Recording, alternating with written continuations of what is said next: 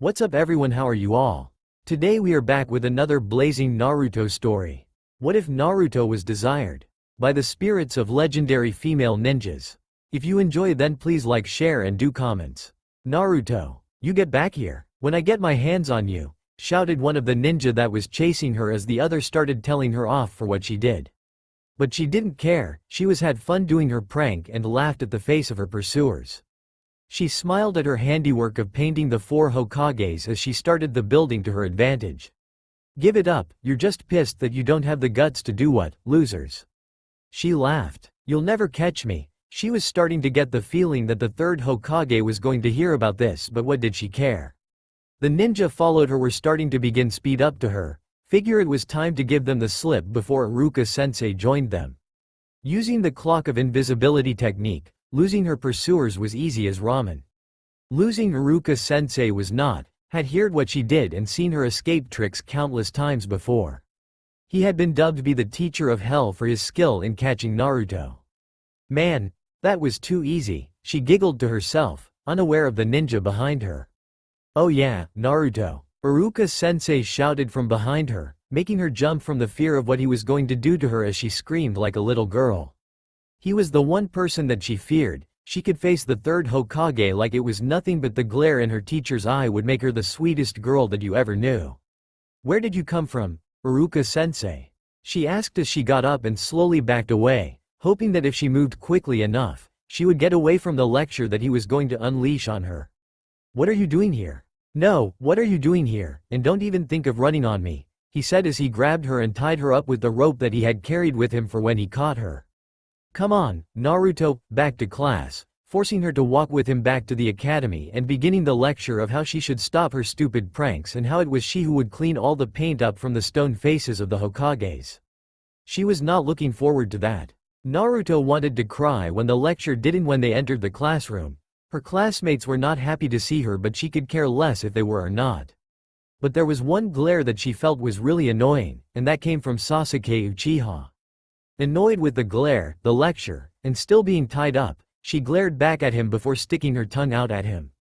That causing the other girls, except for Hinata, in the class to hiss at her like they were cats for her actions towards their beloved Sasuke, and for Iruka-sensei to hit her again for not listening to his endless lecture. She was in hell, she just knew it deep down. I'm at the end of my rope, Naruto, he said as he tried to calm down. You failed the graduation test last time and the time before that. Tomorrow, you have one last chance, but you failing at that again, he told her, hoping that it would get through that thick head of hers. She was one of his favorite students, but she's screwing her life up, and he wished that she would just open her eyes and see that. But it didn't, and it only made him angrier that it didn't. Turning to the class, he was make her do the lesson whether she wanted to or not, and the class would join her. Fine, because you missed it, Naruto. Everyone will review the transformation jutsu. The class groaned at the order, and Naruto groaned at the complaints that were going to head her way for it. Everyone moved to the front of the class as Iruka-sensei untied her, getting up from the floor and moving into the line. She had Sasuke whisper something to her that made her blood boil. Nice going, Naruto, you're really a dork. She glared at him and did everything in her power not to punch him in the face for his words. God, did she hate him with a passion. She turned to watch as Sakura went first like always. Alright, Sakura here. Let's do it, transform, she said before turning into Iruka-sensei. Iruka-sensei was happy with the result, and so was Sakura as far as Naruto could tell as Sakura asked if Sasuke saw it. Next, Sasuke Uchiha. Iruka-sensei ordered and Sasuke moved to take Sakura's place as Ino and Shikamaru moved to stand beside her. Sasuke also transformed in Iruka-sensei. Naruto smirked for a moment as the lack of creativity from him. She was so going to show him up when it was her turn. Next, Naruto Uzumaki. Naruto moved towards Iruka-sensei. This is a total waste of time, Naruto. Shikamaru complained, to which Ino commented, we always pay for your screw-ups. Like I care, she replied, feeling a little sorry for the trouble that she caused her classmate, except Sasuke. She loved to cause him trouble, but he always escaped her pranks meant for him. Transform, she said, transforming with her new technique of a older form of herself with ponytails. She blew a kiss to Iruka-sensei, causing the old pervert's nosebleed so bad that he turned white as a sheet and sent him flying. Naruto smiled at how she was. She knew that she was no dork and totally better than that loser Sasuke. She laughed as she changed back, happy that she was better than Sasuke. Gotcha. That's my Jutsu, she told him with a smile. Cut the stupid tricks. This is your last warning. Iruka-sensei shouted at her at the top of his lungs, tired of her stupid behavior and wondered where the cute little girl that told him that she was going to become stronger than the fourth Hokage. Naruto quickly moved away from Iruka-sensei as he started glaring at her and called for the next person to go. It continued until the bell rung telling the students that it was time to go home. Naruto glared at the clock. She hated it when it was time to go home. It always meant that she would walk home alone as everyone else would go home with their parents there to pick them up. It hurt so badly to see it every time, but it didn't hurt as bad as when she was the last person to leave though. She glared at the floor as she remembered how she cried at home when she was the last person to leave the academy. She was so stupid to cry over something like that. Come on, Naruto, you got a job to do. Iruka-sensei to her, putting a hand on her shoulder and walked her to the stone faces in silence. She kept her eyes to the ground as they walked there. Iruka noticed but didn't say anything. He knew that she would only beat herself up for it more later when he was gone. When they reached the stone faces, Iruka simply told Naruto what to do and when to sit on one of the heads and the cleaning began. This suck, Naruto muttered to herself, bored of clean paint off the fourth stone face. She stopped for a moment and wondered what kind of person the fourth had been. You're not going home until you clean every single drop of paint, Iruka-sensei told her, wanting her lesson to sink in and stay in for once instead of it go in one ear and out the other. So what, Iruka-sensei? It's not like anyone will be there waiting for me. She yelled up at him before muttering to herself, we both know that. Hearing every word that came from her mouth, he glanced down at her. She was such a hard worker and knew that this prank was just her way of telling everyone that she was lonely and wanted to be seen as a person and not the monster inside of her. Hey Naruto, I was think just that after you're done here, we can go and get so ramen at Ichiraku Ramen. Knowing it would cheer her up and was happy to see a smile on her face. That sounds great, sensei.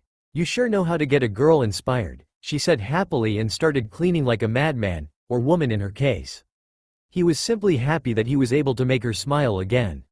Iruka didn't know why, but he somehow felt that the world became brighter and purer in nature. It was like she made the world a little bit more innocence, taking away some of the cruelty and hatred in it.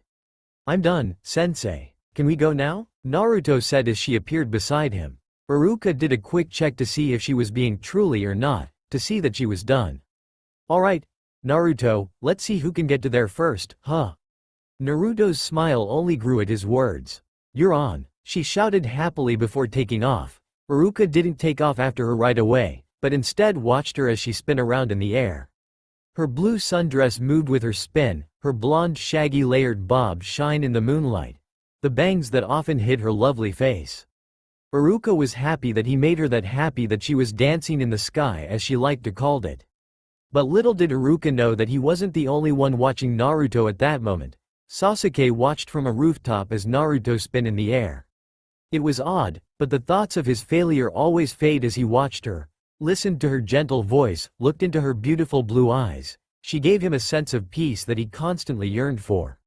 Though he yearned for the peace of mind that she gave him, Naruto was also the most annoying girl in his class, second only to Sakura and Ino. But it was one of those moments where she living perfection as he watched land and take off running faster than a jet. He almost wanted to follow her but instead headed for home, planning to practice his jutsu for the graduation test tomorrow. I win, I win, I win, I win, Naruto sang as she jumped around Iruka but they sat down. Ayame gave them their ramen as they sat down. She and her father had known both the student and the teacher long enough to know what they would order for them did themselves. Naruto zipped up her long-sleeved mini orange leather jacket, feeling it chill in the air and took the bowl of ramen from Ayame. Thanks Ayame, Naruto said before digging into the food with gusto. Iruka watched as she did before digging into his own food, his mind wondering if he should ask or not. Naruto? Naruto glanced at Iruka, wondering what he wanted. Normally they didn't talk over ramen. Why would you do that to the Hokage's faces? I mean you know who the Hokages are, don't you? Naruto finished off her bowl before she turned to him and answered him. Of course, I do. Everyone know who the Hokages are, they were the greatest shinobi of their time. But the fourth Hokage was the greatest of them all and the savior of our village formed the nine-tailed fox 12 years ago.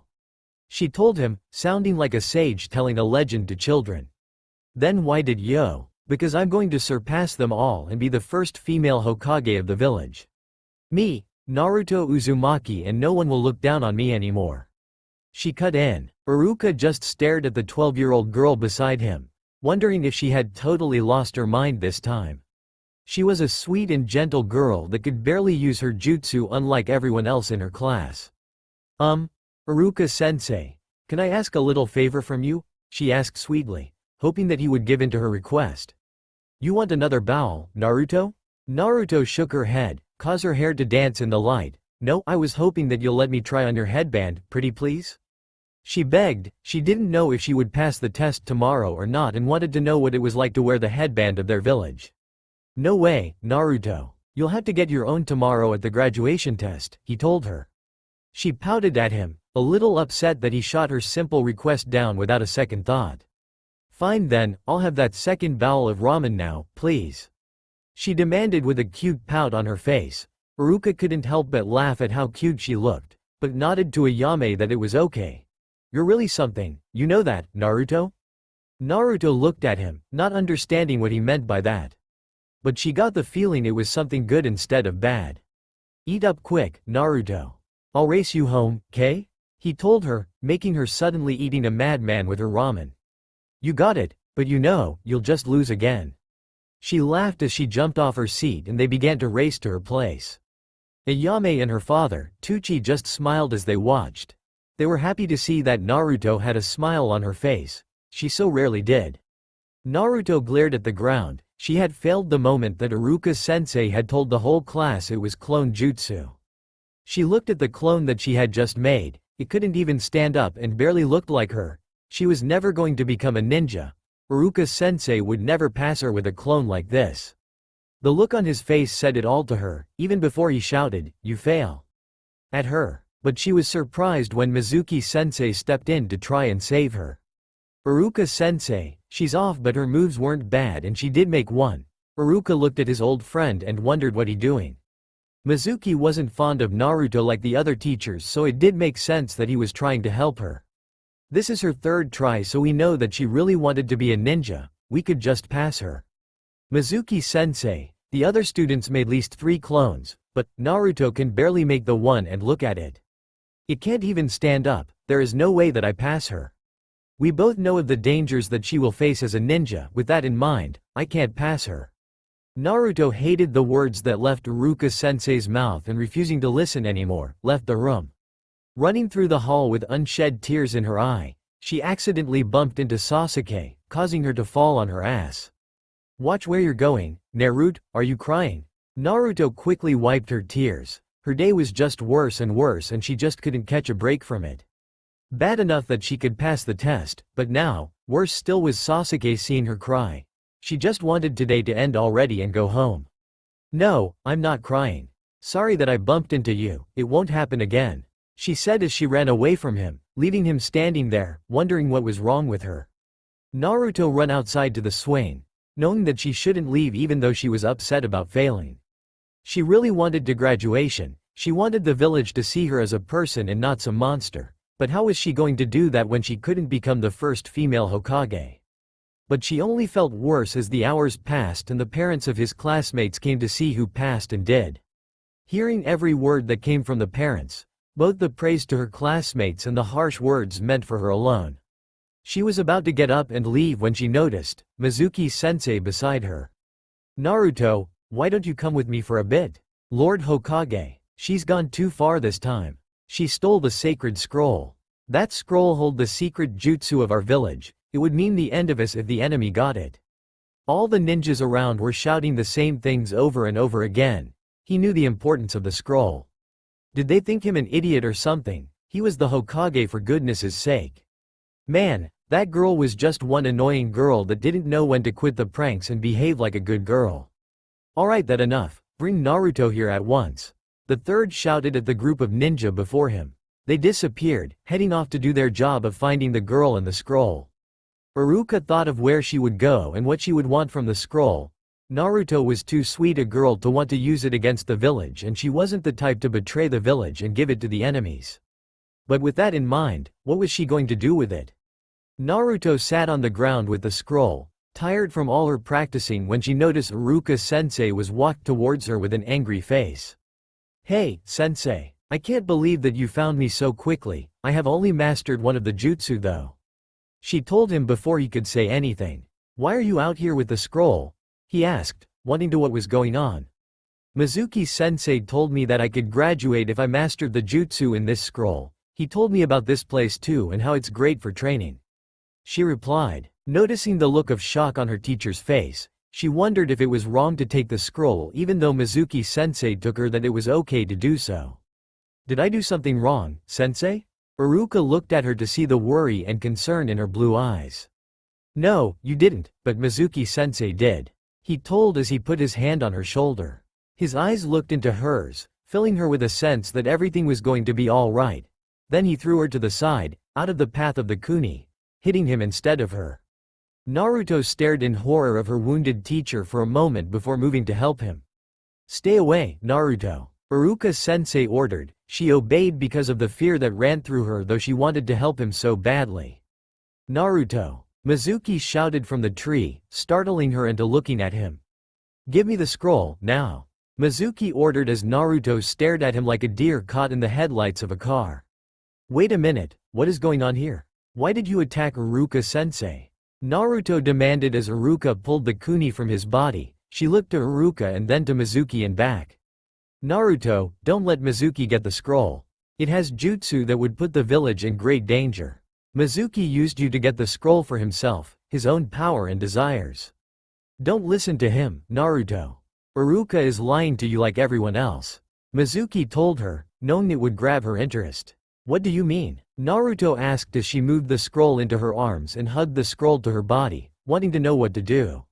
This was a dangerous situation of who to trust. "Don't listen to his lies, Naruto. He's trying to trick you." "Oh, I'll tell you who is lying. They have been lying to you, your whole life, Naruto." Naruto broke out into a cold sweat as she felt something in of her move. "Don't, Mizuki," Iruka shouted, hoping that his old friend would listen to him if he was still in there. "Everyone but you knows about it. 12 years, a decree was made. The decree is that no one allowed to talk about you being the nine-tailed fox that almost destroyed the village," he said, crushing Naruto's heart in that moment. She stared at him as his words echoed inside her mind and heart. "The fox spirit that killed Iruka's parents, almost the village took over your body 12 years ago. You are the fox spirit," he shouted at her, cutting in her heart with each word. Pain filled her in ways it never did before. Inside her body was the monster that killed Iruka-sensei's parents and other people as well. She looked at her hands and felt disgust. It lived inside her. It may as well have been her that killed all those people 12 years ago. She was a horrible monster. Even though Mizuki continued to tell her of how she was a monster, her mind was still spinning, but the words that cut into her the most were that her teacher hated her.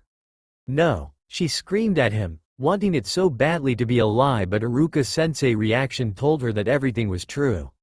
"Die, Naruto," Mizuki shouted at her as he grabbed the huge shuriken on his back and threw it at her. Naruto stood there, wanting all the pain to end and hoped that Iruka-sensei and the villagers would forgive her for being alive. "I'm sorry, sensei," she whispered as she closed her eyes. "Naruto," she heard Iruka-sensei shouted before feeling something push her down. She opened her eyes to see Iruka-sensei had protected her from the attack. Blood fell from his mouth, falling to her cheek.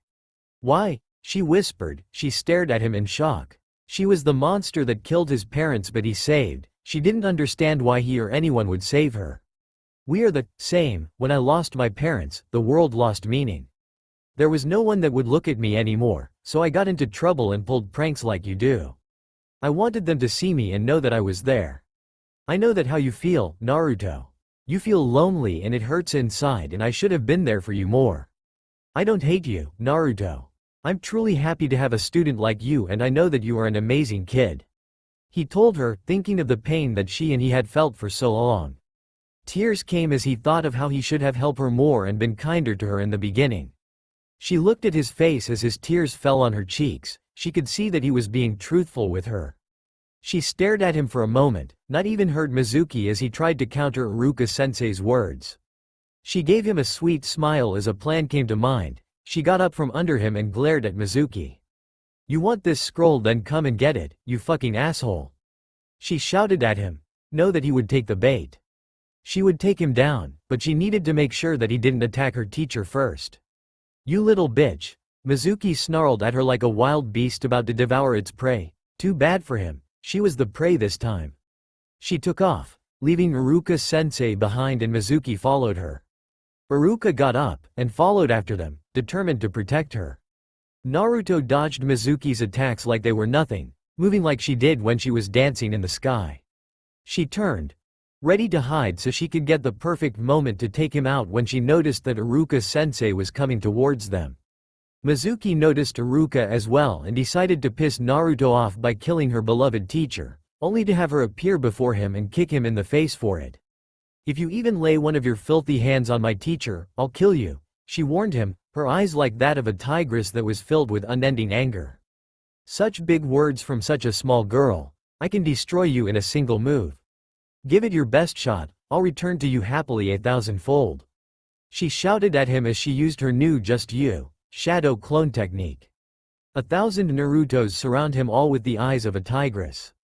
Letting her clones dish out his punishment, Naruto turned to Iruka-sensei, her eyes innocence with worry, the tigress replaced with an innocent lamb. "Are you okay, Iruka-sensei? He sure did a number on you," she said as she fished out some bandages from her weapons pouch and started to take care of his leg injury. "We're done." All of her clones sang in perfect unison.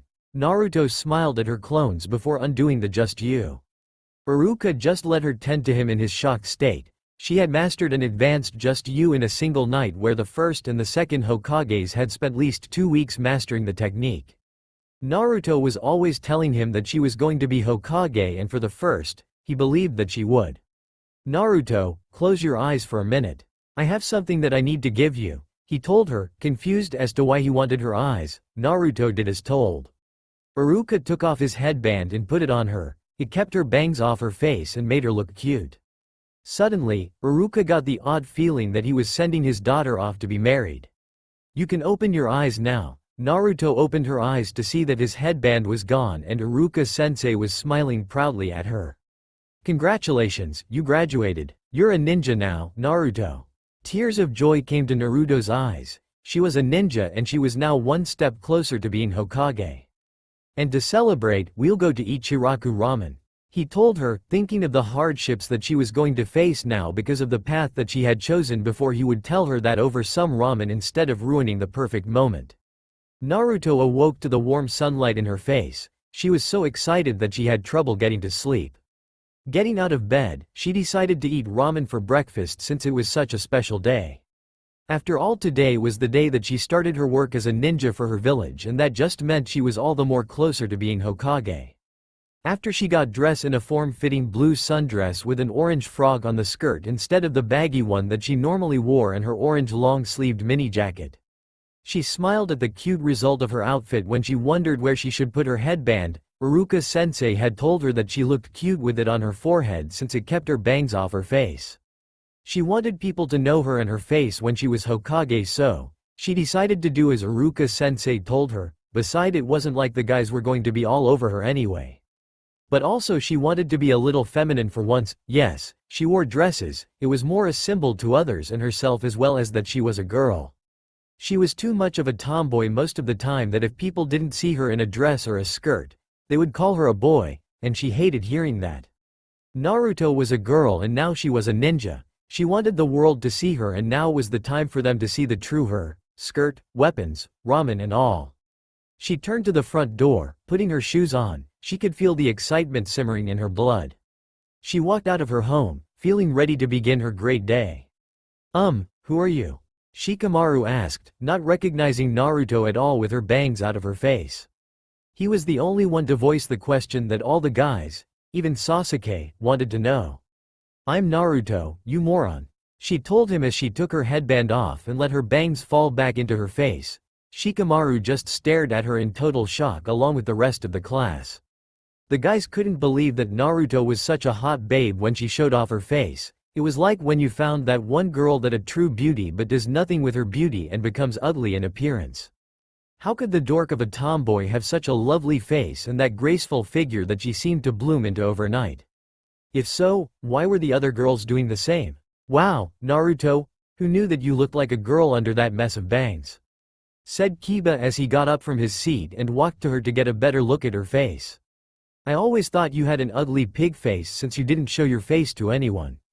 Kiba laughed until Naruto kicked him in the balls as punishment for his cruel words. Akamaru whimpered at his master's stupidity. One would think that after growing up in a house of temperament females, he would know not to piss a female off. Sadly, Kiba was too stupid to learn that and paid the painful price of his stupidity. What was that for, you ugly hag? Kiba screamed at her, hoping to God that his family jewels would be okay from her cruel treatment. That are what you said about my face, and this is for calling me an ugly hag. She growled at him, kicking him hard on the ass before putting on her headband back on. Shikamaru backed away, not wanting to say the wrong thing and get his balls kicked for it. He even noticed that Sasuke, who was sitting beside Naruto, was being wary as well of the girl's temper. Sasuke, Sakura said as she and Ino came in. She rushed to him, pushing the unaware Naruto out of her seat. Sasuke, do you mind if you sit with you? She asked coyly before Ino interrupted. Hey forehead, I got into the class first.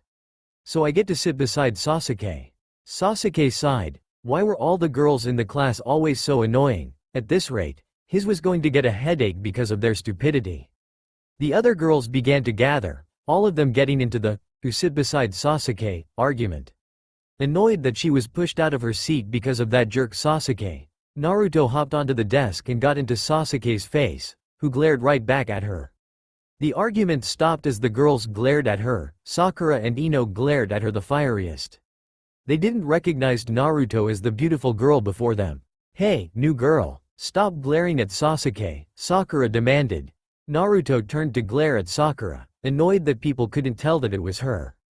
I'm Naruto, is it that hard to believe? She asked before turning back to Sasuke to glare at him, wanting to know what was so great about the asshole. As they glared at each other, they got closer, wanting to make the other back down, unaware of what was about to happen. The student below them stretched, pushing Naruto into Sasuke by accident. Sakura and Ino, shocked already by learning that Naruto was pretty, began to cry at the horror before them with the rest of the girls.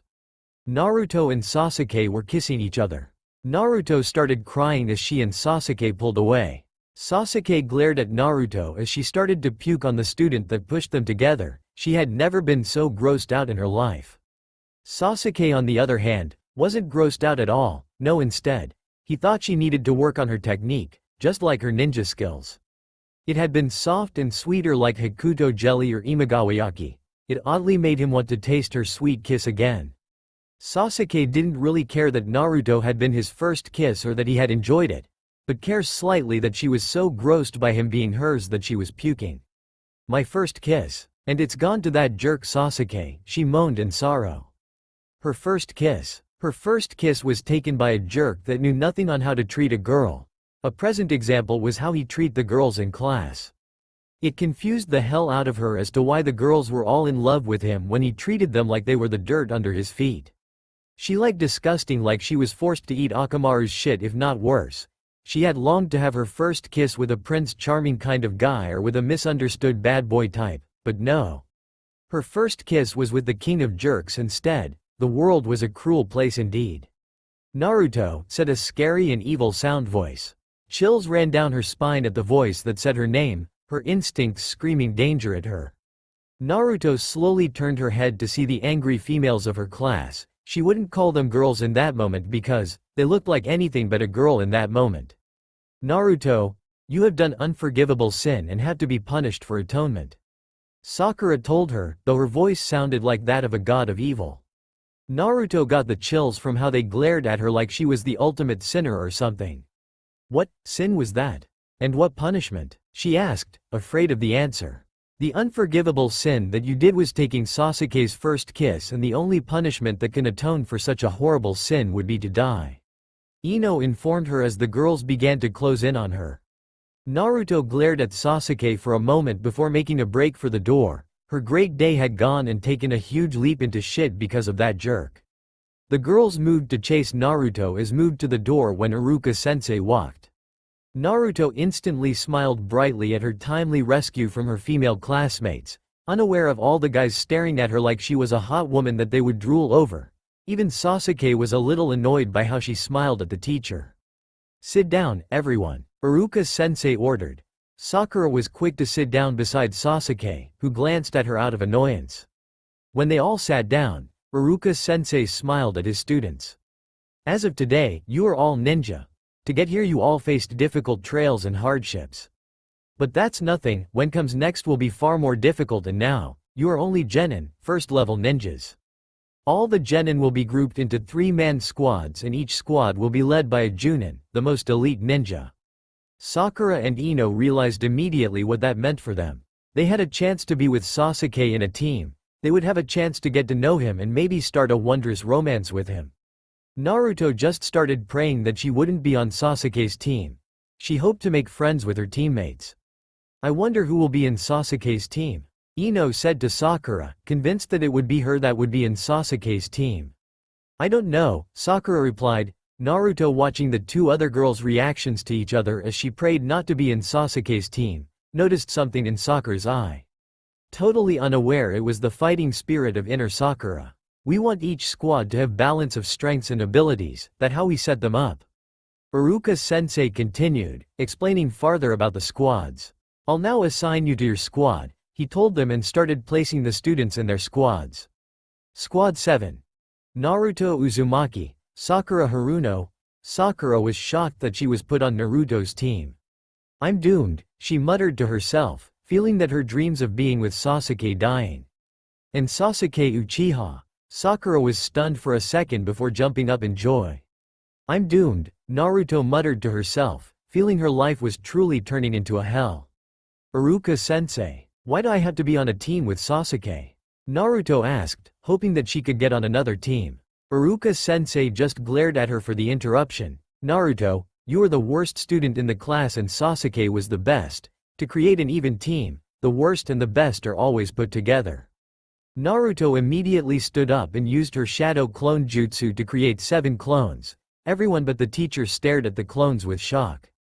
"We want to be in a different group," the 7 clones demanded in unison. Iruka-sensei signed and walked over to the original and hit her on the head. "You can't be in a different group, so sit down and be quiet," Iruka-sensei ordered her. Naruto glared at the sky. Sakura had refused to eat lunch with her. Sakura had made it clear that she saw her as annoying and disappeared to look for Sasuke.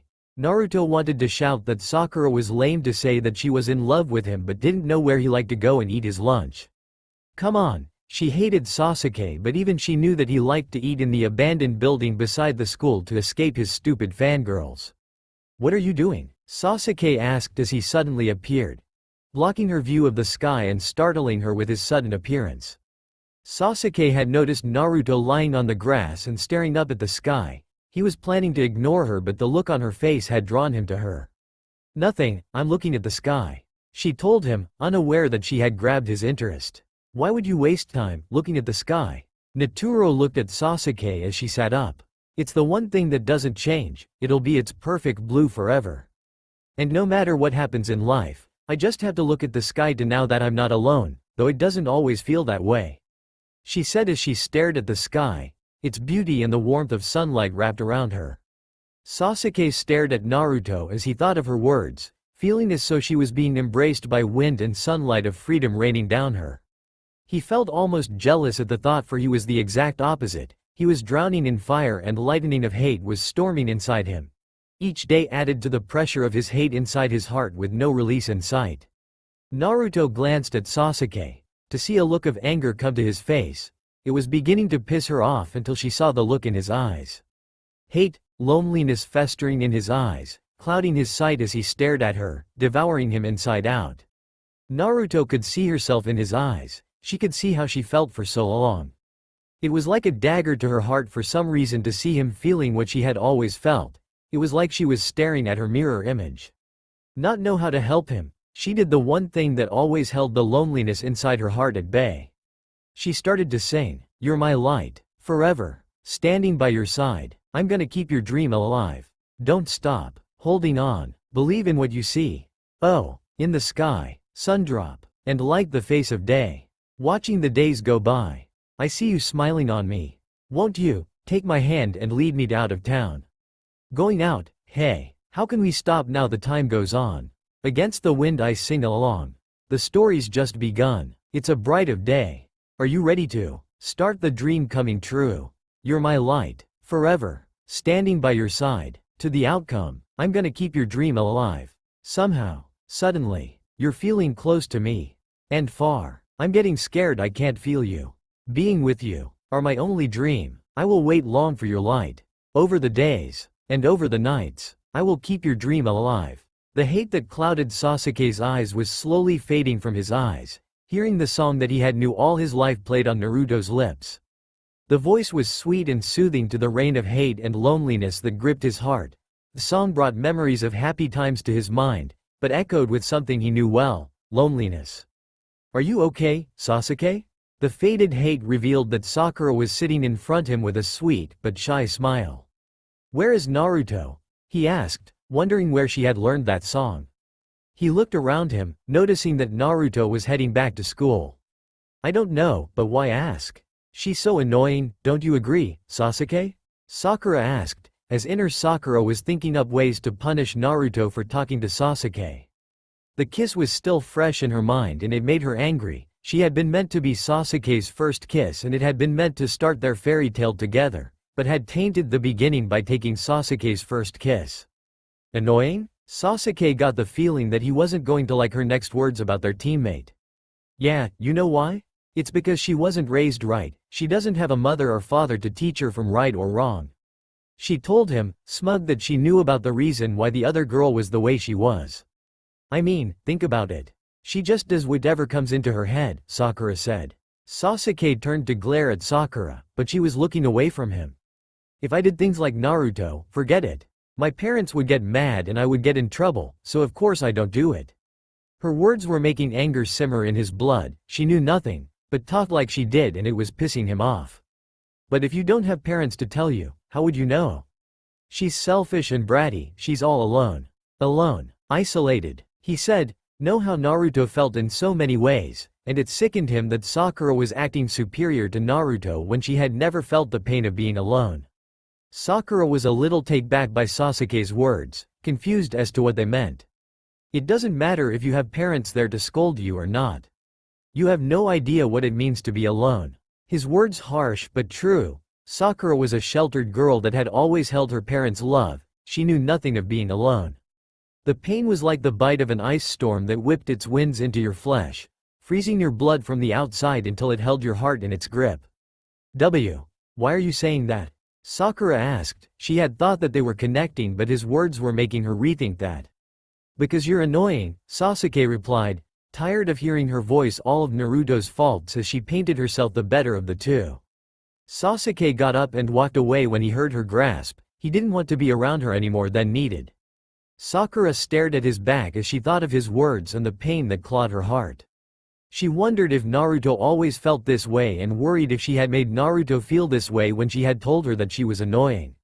She hoped that was not the case, because felt horrible to feel this pain and she didn't wish it on anyone, not even Naruto. Naruto walked out of the bathroom for the fourth and hopefully the last time. She wondered what she had eaten that was making her run to the bathroom every few minutes. Thinking of what was making her sick, she had always bumped into Sasuke again. "You really don't look where you're going, do you?" "Sorry," she said and moved to walk around him, but he stopped her. "Where did you learn that song?" he asked, knowing that only a small number of people knew that song. Naruto looked at him. Her blue eyes were calm like the sky. "I don't know, not that it matters to you. Bathroom."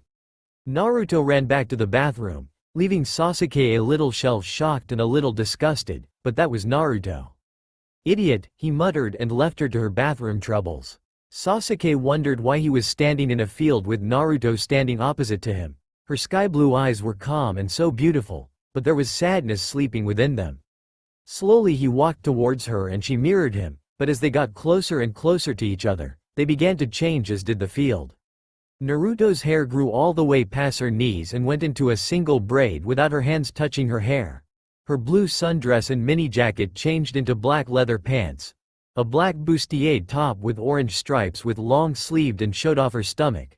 A long red coat like the fourths with black flames at the end.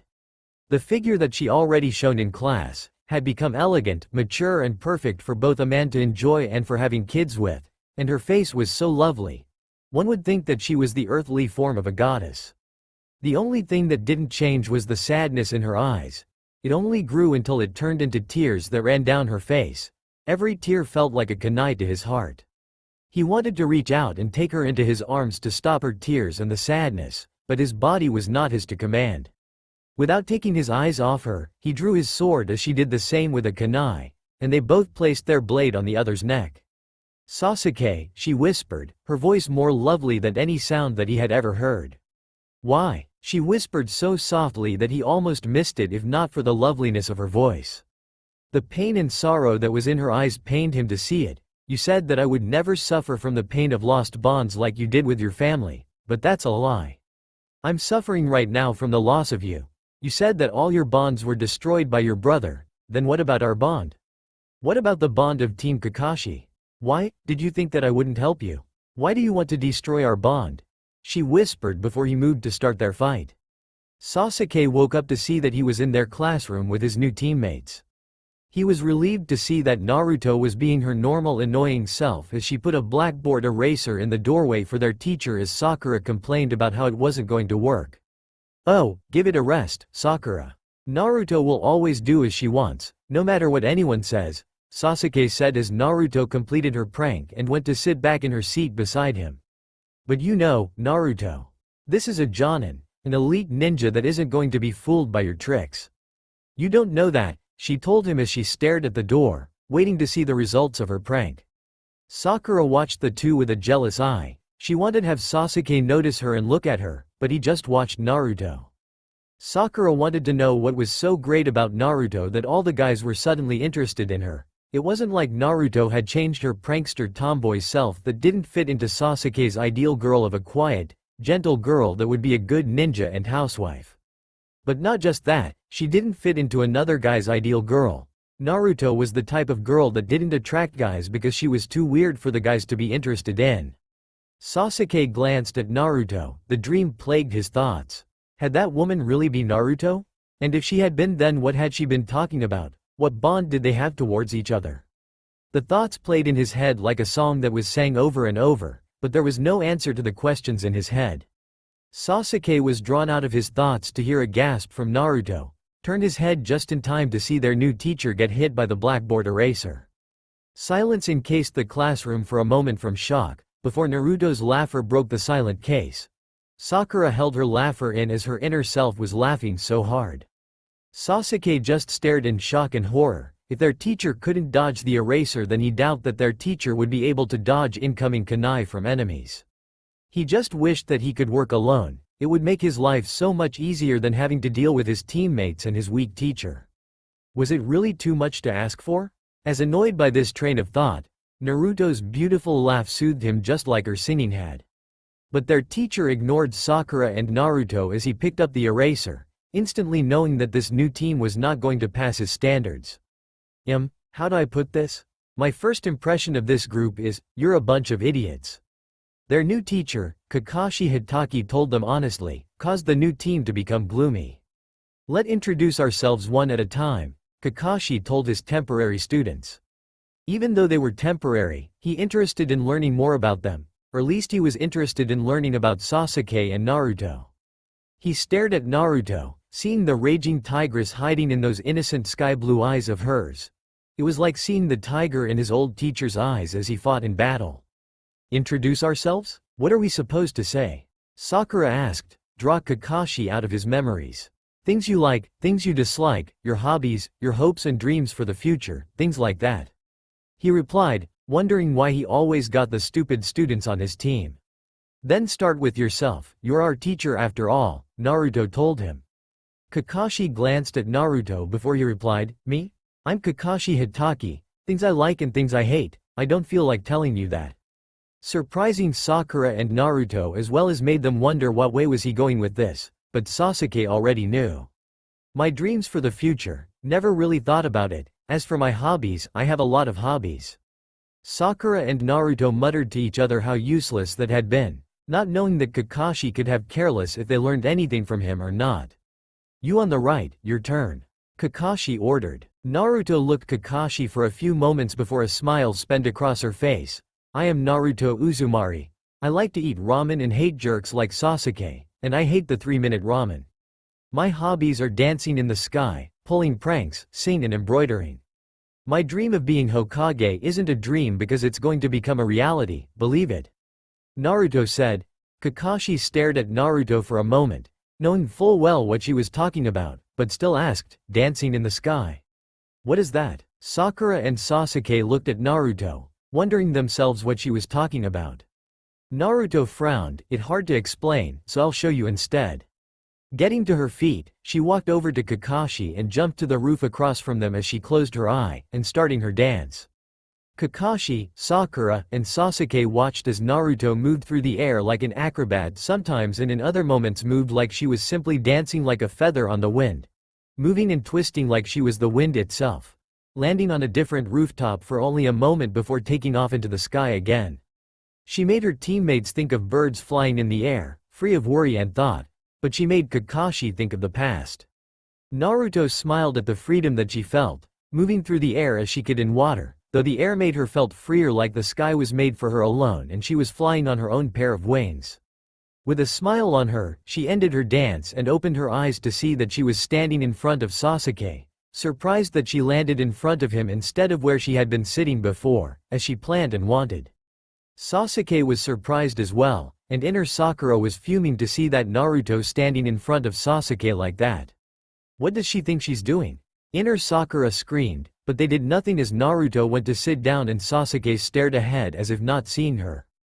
Kakashi watched Naruto as she sat down, thinking of how she was growing up interesting way and wondered if she knew that she had just done the Sora ni Odoru. Interesting, alright, next. Sakura smiled, seeing it as a chance to let Sasuke learn a little about her. I'm Sakura Haruno, the thing I like is, I mean the person I like is. She glanced at Sasuke before down at the ground, deciding that she wasn't ready to tell him yet. My hobby is, my dream is, she started blushing, she couldn't tell anyone yet that she dreamed of being Sasuke's bride and have his kids, it would be too embarrassing. But the person that I hate is Naruto. Naruto sighed at the declared words of hate, she was a girl like Sakura and the other girls, but they hated her. She would never understand her gender, she would have to give up on trying to be friends with girls and stick with guys. They were nowhere near as hard to understand as girls. Kakashi looked at Sasuke, knowing that he would understand and start talking without a word said to him. My name's Sasuke Uchiha. I don't like much of anything and I hate a lot of things. Sakura looked at Sasuke, wondering if she was one of the things that he hated or liked. What I have is not a dream because I will make it a reality, I'm going to restore my clan and destroy a certain someone. Naruto glanced at Sasuke, wondering if he was talking about her as Sakura stared at Sasuke, hoping he would want her to help him restore his clan and that Naruto was the who that Sasuke wanted to destroy. Good, you're all different and unique, with your own ideas. That's all today, tomorrow, I'll see you for a mission. Kakashi told them, curious to see if they would pass his test. He doubted, but oddly hoped that he was wrong. Sensei, what kind of mission is it going to be? Sakura voiced the curious that Sasuke and Naruto wondered themselves. It will be a survival game. He replied, he wanted to see if they would understand what he was talking about. Naruto started getting the feeling that she wouldn't like what their new teacher was going to tell them. Naruto walked through the streets back to her home with her groceries. It was surprising how easy it was to go shopping when everyone didn't recognize her with her hair out of her face. But it pissed her off. They treated her like she was a human instead of a beast just because they didn't know it was her. Well, she would change how they saw her when she became the Hokage and no one would care anymore about the monster inside of her. But she changed her thoughts to what their new teacher had been talking about and when she had landed in front of Sasuke. She was scared to be truthful. She couldn't fail the test, not when her future was at stake. If she didn't become a ninja, then she would never become Hokage, and that meant she would always be the monster that was inside her to the people of this village. She wouldn't be able to go now with that knowledge in mind. Besides, if she was lucky, then Sasuke would fail the test and she could be on the team with just Sakura and the new teacher. With that happy thought in mind, she turned her thoughts to why she had landed in front of Sasuke. It was so weird that she had done that. She had always been right with her landings, and yet, she had landed in front of Sasuke instead of beside of him. She couldn't help but wonder if it meant something. They would become allies in the future, or friends, or maybe lovers. Yeah, right. And there's a huge ass frog in the world that has a sword and like to smoke a pipe. There was no way she would be friends with Sasuke, let alone lovers with him. No, Sakura and Ino could have the jerk. She didn't want him at all. She opened her door to her apartment and put away the food that she wasn't going to use for dinner, as well as what she planned to make for lunch. It was simple meal of curry and pork cutlet on the side, and for dessert custard pudding, but there was a problem. She had made too much again. With a sigh, she would have to ask Iruka-sensei if he wanted to eat with her again. This always happened. She made too much for herself alone and had to go find Iruka-sensei to see if he would eat some with her. This happened at least 5 times a week, if not more, when she wasn't eating out. She was such an idiot. She went to the door to go find Iruka-sensei, but when she opened the door, Sasuke stood in front of her door with chilled vegetables in hand.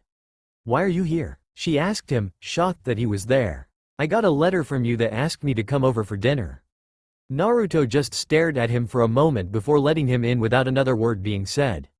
Sasuke put the vegetables on the counter before he sat down at the table. Naruto was quick to cut up the vegetables before putting them on the table. It was weird, but she didn't really see a problem with it. Serving Sasuke his food, they quickly dig in without a word said between them. Sasuke was surprised that Naruto was a good cook, but then she continued to surprise him again and again that day, and he didn't find it as annoying as he would think. His thoughts went back to his dream, to the lovely woman of golden hair and sad blue eyes. Had she really been Naruto? He looked at the girl across the table from him. It had been a long time since she had started hiding her face with her bangs. She looked so different now from then. But he could see that Naruto would become the woman in his dream with time. Her face looked prettier than in the past. It didn't look as baby-like as well. Her cheeks were thinner and her eyes looked bluer than he remembered. He wondered why she hid her face for so long. She was a strong person to be ability to live with the villagers' hatred of her, but it was clear that even she would snap like iron from all the pain. Still, he envied her. To never have known the bonds of family and the love that comes with it. He would give anything to change the past or to forget the pain that ripped at his heart from the loss of his family. Naruto was truly lucky in his eyes. She had to deal with the pain of rejection. A pain that could fade away with time if given the chance, until like his pain of loss, it could never fade away because the loss could never be forgotten. "How do you like it?" Naruto asked out of the blue, startling Sasuke out of his thoughts. Sasuke looked at his food before looking back at Naruto. He didn't see any reason why he shouldn't tell her the truth about the food that she made. "It's good, though I'm surprised that you know how to cook. You never see the type." "I know, but what can I say? I like cooking a lot and it's fun too when you see that others like it," she told him with a smile, surprising him even more. It had been a long time since she had last smiled at him. But Sasuke simply nodded and continued eating. His thoughts shifted to the afternoon, to when she had sang to him, and he wondered where she had learned that song. Iruka walked towards Naruto's apartment with some chilled vegetables in hand. He didn't know why, but she always forgot to add the veggies when it was dinner time. He was about to turn down the street to her apartment building when he was suddenly grabbed from behind and found himself on the fourth's head with Kakashi. Iruka stared at Kakashi for a moment, wondering why the fuck he was the fourth's head instead of in front of Naruto's apartment building. "Why am I here?" he asked. He was hungry and wanted to eat with Naruto, but instead he was here with Kakashi, a ninja that he knew by reputation alone. "Oh, it probably has to do with Naruto is going to be having dinner with Sasuke tonight. You see, those two just have a spark about them, don't you think? Anyway, I think it would be cute to set them up on a date tonight." Kakashi wasn't sure if it was wise to tell the overprotective teacher that those two, well, He would figure it out eventually like Naruto and Sasuke. And until then, he would watch over them and everything that they did together. After all, he's sure that his old teacher wouldn't want those two to do anything that they shouldn't. Wait, a date? What the hell are you think? Naruto is too young to date.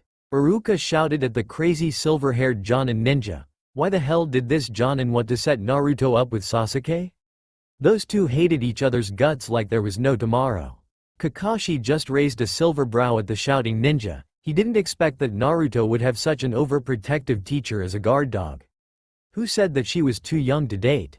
Beside those two are cute together. Kakashi replied to the shouting ninja in front of him, stunning him into silence. She was surrounded on all sides by darkness. It was cold and she was all alone in the darkness. She could hear whispers of hate, disgust, and how she was the demon fox instead of its container directed at her. She started to run. She didn't want to hear it anymore, but the whispers followed her and got louder as they did. Naruto looked around as she ran. She needed to find the way out of this darkness, to find her way back home. She stopped. Where was home? She knew that it wasn't the apartment, which was simply the place that she lived. Where was home? Where was the place that she belonged? Naruto groaned when she awoke to her alarm clock ringing in her ear. Her hair had decided to be a bitch that morning and do its peacock imitation, and it wasn't doing anything for her that she had had that nightmare again. It was going to take an hour to get her hair back to normal and she wasn't in the mood to take care of her hair. She just wanted to start her day and forget about the nightmare, and pass the test. She had to, or her nightmare would become her reality. With her hair finally under control, Naruto went through her clothes for a good outfit to fight in. She couldn't wear her sundress or anything like it. She needed a pair of pants that she could work in and a top that wouldn't look dirt if she wore it for days at a time. Luckily, she found it in a pair of jeans, a black t-shirt and her orange long-sleeved mini jacket. The end result wasn't too bad either. She looked cool and was ready to kick ass, but did that mean that she could kick Kakashi-sensei's ass? Well, she was about to find out if she could or couldn't, as well as see who her new teammate was going to be. With her hair and outfit done, it was time to make some breakfast for her and her teammates.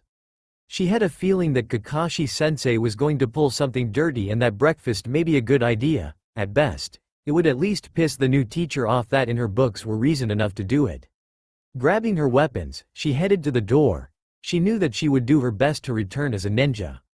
She danced on the rooftops of the buildings and the treetops until she reached the training field's gates and landed in front of Sasuke, again. She frowned. This was becoming a bad habit that she didn't want. Sasuke and Sakura were frowning at how she had landing in front of him too. Sasuke wondered why Naruto had landed in front of him like yesterday. It was odd that it had happened twice into 2 days in a row. It also made him think of the nightmare that he had had last night.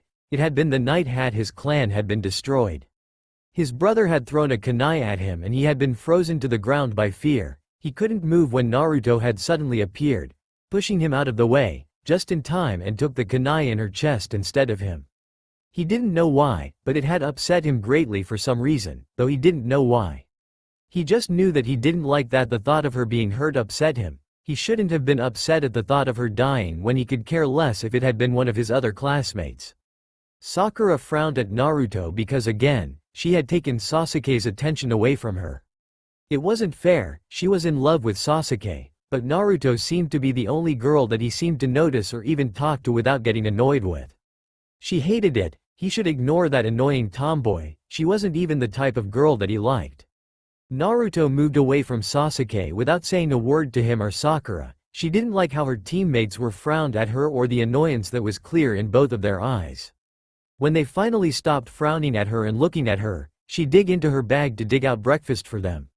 Sasuke caught his with ease. Sakura was totally surprised by it. Eat it if you want to. I get the feeling that the teacher is just trying to make this harder on us. Naruto muttered before enjoying the fried egg on buttered toast, the perfect breakfast for the ninja on the go in her opinion. Sasuke didn't say a word as he put the food away in his bag. She was likely to be right, but better safe than sorry. He glanced at her clothes, black t-shirt, a pair of jeans and her normal jacket. It looked good on her, though he would never say it aloud. Sakura stared at the food, fried egg on buttered toast. She wondered if Naruto's taste could be any worse. Did Naruto even know how many calories were in a fried egg on buttered toast? Well, it was too many for the diet that she was on, and she had a feeling she needed to work on her body if she were going to get Sasuke to notice her. Sakura looked at Naruto and gave her a fake smile. "Thank you, Naruto," Sakura said as the inner Sakura cursed Naruto for the yummy, but fatting food that would make her fat and Sasuke hate her. "He's late again," Naruto said as she stared at the morning sky. She was getting seriously annoyed with this new teacher. "Be quiet, Naruto. He'll be here soon," Sakura muttered. Another 3 hours later and Kakashi decided it was time to go see his students. "Morning everyone, ready for your day?" Kakashi greeted, causing Sakura and Naruto to jump to their feet and shouted at their teacher of how he was late. "Well, a black cat crossed my path and I had to take the long way," Kakashi lied. There was no way he was getting up that early in the morning when it was a mission that needed him to do so. Besides, he wanted to take his time and enjoy his breakfast since it's the most important meal of the day. With his two of his students growling at him like a pack of dogs about to tear into him for making them wait, he did not regret his actions of take his time, enjoy his breakfast and reading his make-out paradise as the main hero was making out with the main heroine. "Well," Kakashi hummed into his fist, getting the feeling that the two girls would aim their kunai at his groin at the first chance that they got. "Let's get started." Kakashi moved to the gate and his students followed like men to a hole in the women's bathroom in a bathhouse. Totally unaware of the hell that they were going through to become ninja of the Leaf Village. Naruto glared at Kakashi-sensei for his words. She was going to make him regret seeing her as a class clown and the weak link of this team. Surprising her teammates, she pulled out her kunai and ran at Kakashi with instinct to kill. Her thoughts were lost in that one instinct as she ran at him. Kakashi expected Naruto to do that and moved so fast that no one saw him grab Naruto's arm and he put her kunai at the back of her neck. Naruto glanced at Kakashi the moment she felt him grab her arm. Kakashi could see the look within those blue eyes of her was the power of a tigress rising from her slumber. He smiled under his mask as he was reminded of his teacher and his wife. Both have held the same killing intent in their eyes for their enemy as Naruto did. "Don't be in such a hurry," he told her, shocking Sasuke and Sakura. They hadn't realized that he had moved like Naruto had. Well, Sasuke may have, but not Sakura. It was clear to Kakashi, who was the weak links in the chain of this new team. "I didn't say start yet." Naruto could feel the rage inside of her begin stemming at his words. She struggled to get free of Kakashi's hold on her. Sasuke and Sakura slowly stepped back from the two before Kakashi let Naruto go, who turned around to glare at him as she held her wrist. Sakura was stunned at Kakashi's speed. She was a little scared after seeing that display of speed and skill. Sasuke wasn't impressed, but was happy that their teacher was Jonin after all and that he may learn something from him. "But you came at me with the full intention of destroying me, so, how can I say this? I'm starting to like you guys." Naruto was knocked out of her daydreaming of the sight of Sasuke. She felt like the wind was knocked out of her and had sent her soul soaring through the sky. "Sasuke!" She screamed at the top of her lungs as she stopped to stand on the head of the first Hokage's statue as Sasuke stopped and stood on the head of Madara Uchiha's statue. She watched him, waiting to turn around and look at her, but he just stood there. "Sasuke!" She screamed again, wanting him to look at her and her that he was sorry for being so stupid, and returned to the village with her. Her heart stopped for a moment when she saw him take a step forward. "Are you going to run off again?" She snapped at him. She didn't want him to leave her and Sakura behind. She didn't want to lose him. Sasuke stopped at her words and slowly turned to face her, shocking her when he showed her his face. He looked at her. He wanted her to go away. He wanted her to be safe from the danger that she would face in the future. Naruto could barely keep from crying at the sight of the curse mark over half his face. He hated that he was going to be the reason that she cried again. He hated the sight of her tears. "So it's you, hopeless little princess," he said, calling her by the nickname that she hated hearing him call her. He remembered how he had started calling her that during their first real mission. How they fought and how they had worked as a team. How he had saved her from those needles. He remembered the test that they had done with Kakashi and how they had all passed. He looked at Naruto with total indifference when all he wanted was to go back with her, to tell her when he felt for her. They were both going through all their memories together, how they had fought as a team and how they grow to care for each other with each passing day. How Sakura told Naruto of her feelings for Sasuke and when Itachi had attacked the village. They both knew that was when everything started to crumble around them. Naruto knew it was her fault for turning her back on him to let Sakura have what she wanted. She would hate herself for letting him go so easily. "She sent you, he asked, both of them knowing that he meant Sakura. Naruto said nothing as she thought of Sakura begging her to return Sasuke to her. It had hurt to hear her friend beg her to bring Sasuke back to her. Sasuke saw that pain, and knew that Naruto would just give him to Sakura and act like she felt nothing for him but friendship. Like I already told Sakura, he hoped that Naruto would let him go and wouldn't force him to get his Mangekyo Sharingan through her death. It's over, just leave me alone. It hurt to see her look at him with a mix of sorrow and anger, but it was needed. He could see it. Every word that he said was a dagger to her heart and it was destroying him in her eyes, destroying the person that he had been in the time that they had known each other as friends. He would create a new image of himself for her to see, an image of him being the monster that his brother made him into. He looked at her, hoping that each word was shattering her side of their bond. Sakura sat in her room, waiting for them to come back soon. She knew that Naruto would die trying to bring Sasuke back to her. In the past, she would have hoped that Naruto really would die, but she didn't anymore. She had come to see Naruto like she saw Ino, both a sister and a rival. She wanted Naruto to come home safe and sound with Sasuke. She wanted them both back, so that they could be Team 7 again. Naruto dodged Sasuke before giving him her own blows. He didn't dodge her punches or kicks, simply taking them when she gave them to him. The pain seemed to blind her for some moment as she fought him, feeling numb to this punches and kicks. "Please Sasuke, return with me to the village," Naruto begged him when she pinned him down for a moment, struggling to keep him from breaking her hold on him. "I will never return to the village. I told you that my path is that of hatred," Sasuke told her, breaking free of her hold and slamming her into the ground before she sent him flying through the air. But instead of going after him, Naruto took a breath to calm down before taking off her burned mini jacket, and went after Sasuke. Naruto knew that Sasuke was being half-hearted about fighting her, but he always had been like he was afraid of hurting her when they fought. She was going to change that. She was weaker than him when it came to fight because she was just as strong a fighter as him. She wasn't going home without him. She was going to make him see that what he was doing was wrong, that he belonged in the village with her, Sakura, Kakashi and the rest of their friends too. "If that's the case, then I'll have to beat you into a bloody pulp, Sasuke," she shouted at him as she dodged his attack and created her clones. "Oh, then I'll have to stop going easy on you and show you the real power of my Sharingan," he told her calmly, activating his Sharingan before he started killing her clones, leaving the real Naruto stunned as he did so. He was quick to grab her and stop her before she could do anything. "Thanks to the Sharingan, I knew which was the real you the whole time," he whispered into her ear as his grip on her was becoming painful when he suddenly let her go to give her an uppercut and kick her away from him. He looked at her for a second, sorry that it would come to this, before doing the hand signals for his fireball jutsu. Naruto was consumed by the flames of his fire like before, but she was not the only one, for the forest around them was as well.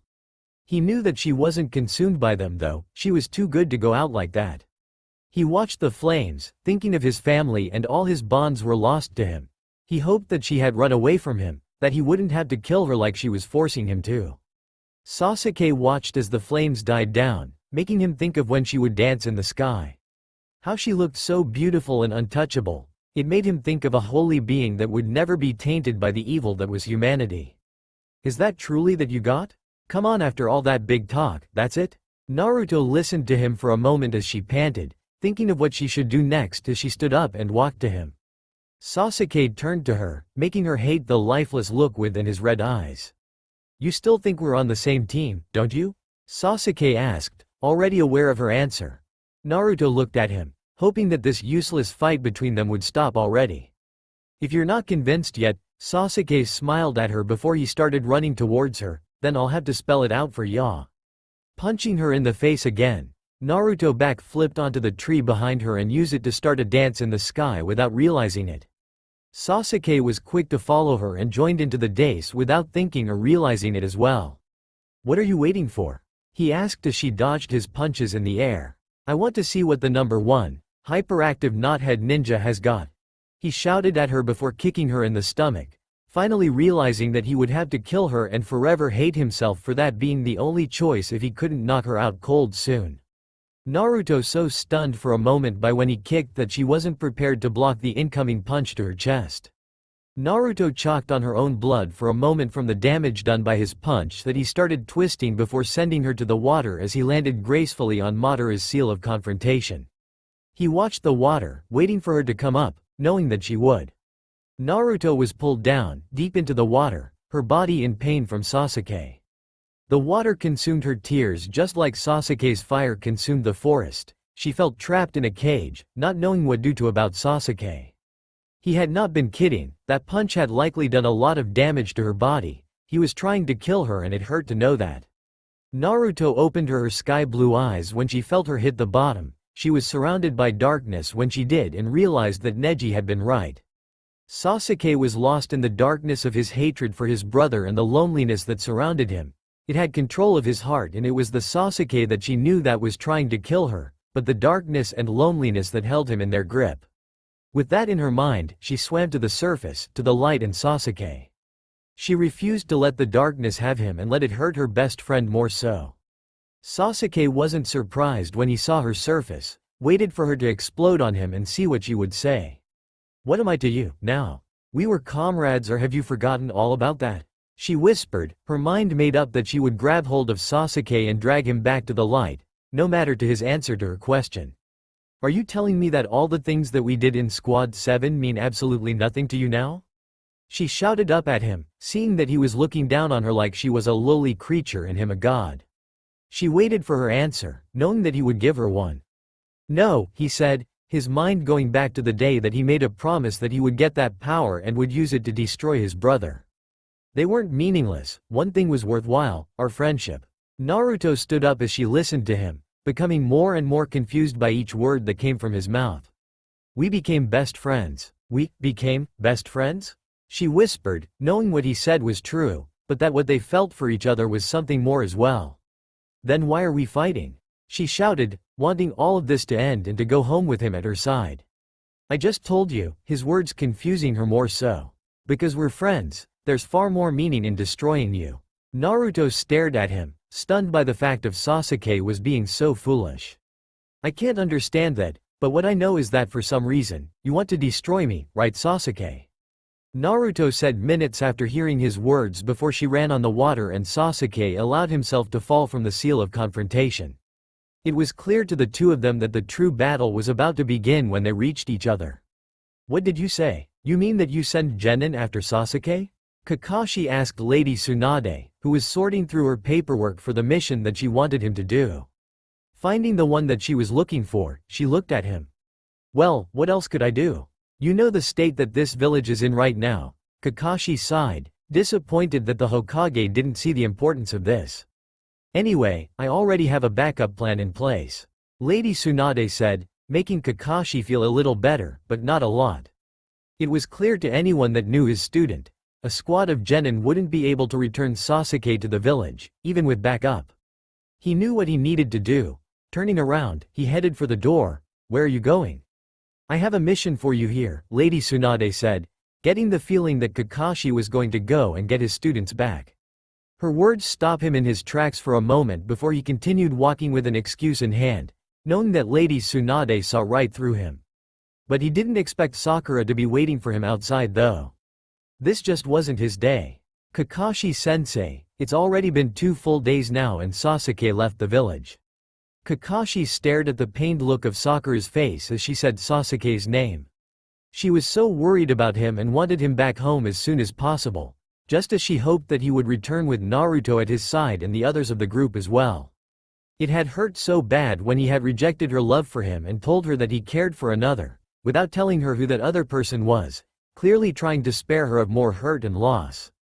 Though a part of her knew that it was Naruto that held Sasuke's heart. Blocked, they had blocked each other's fist with their other hand, locking them in that moment. "You know, I'm kind of glad that you followed me here.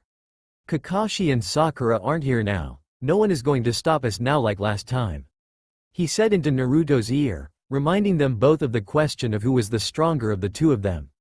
Angered by his words, she broke the lock that they were in, giving Sasuke the chance to sneak his hand into her hip poach again before letting himself fall off the cliff. "This time, we settle it once and for all," Sasuke said, his eyes were so fiery that it sent shivers down her spine.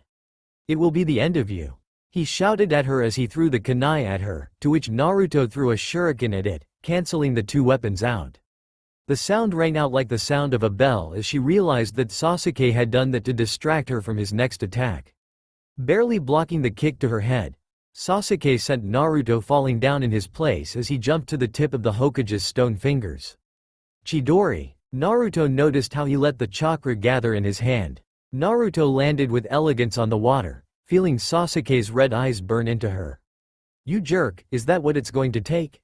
If so, I'll beat you into oblivion," she snapped at him, creating a clone when Sasuke released the chakra at his feet and began to fall.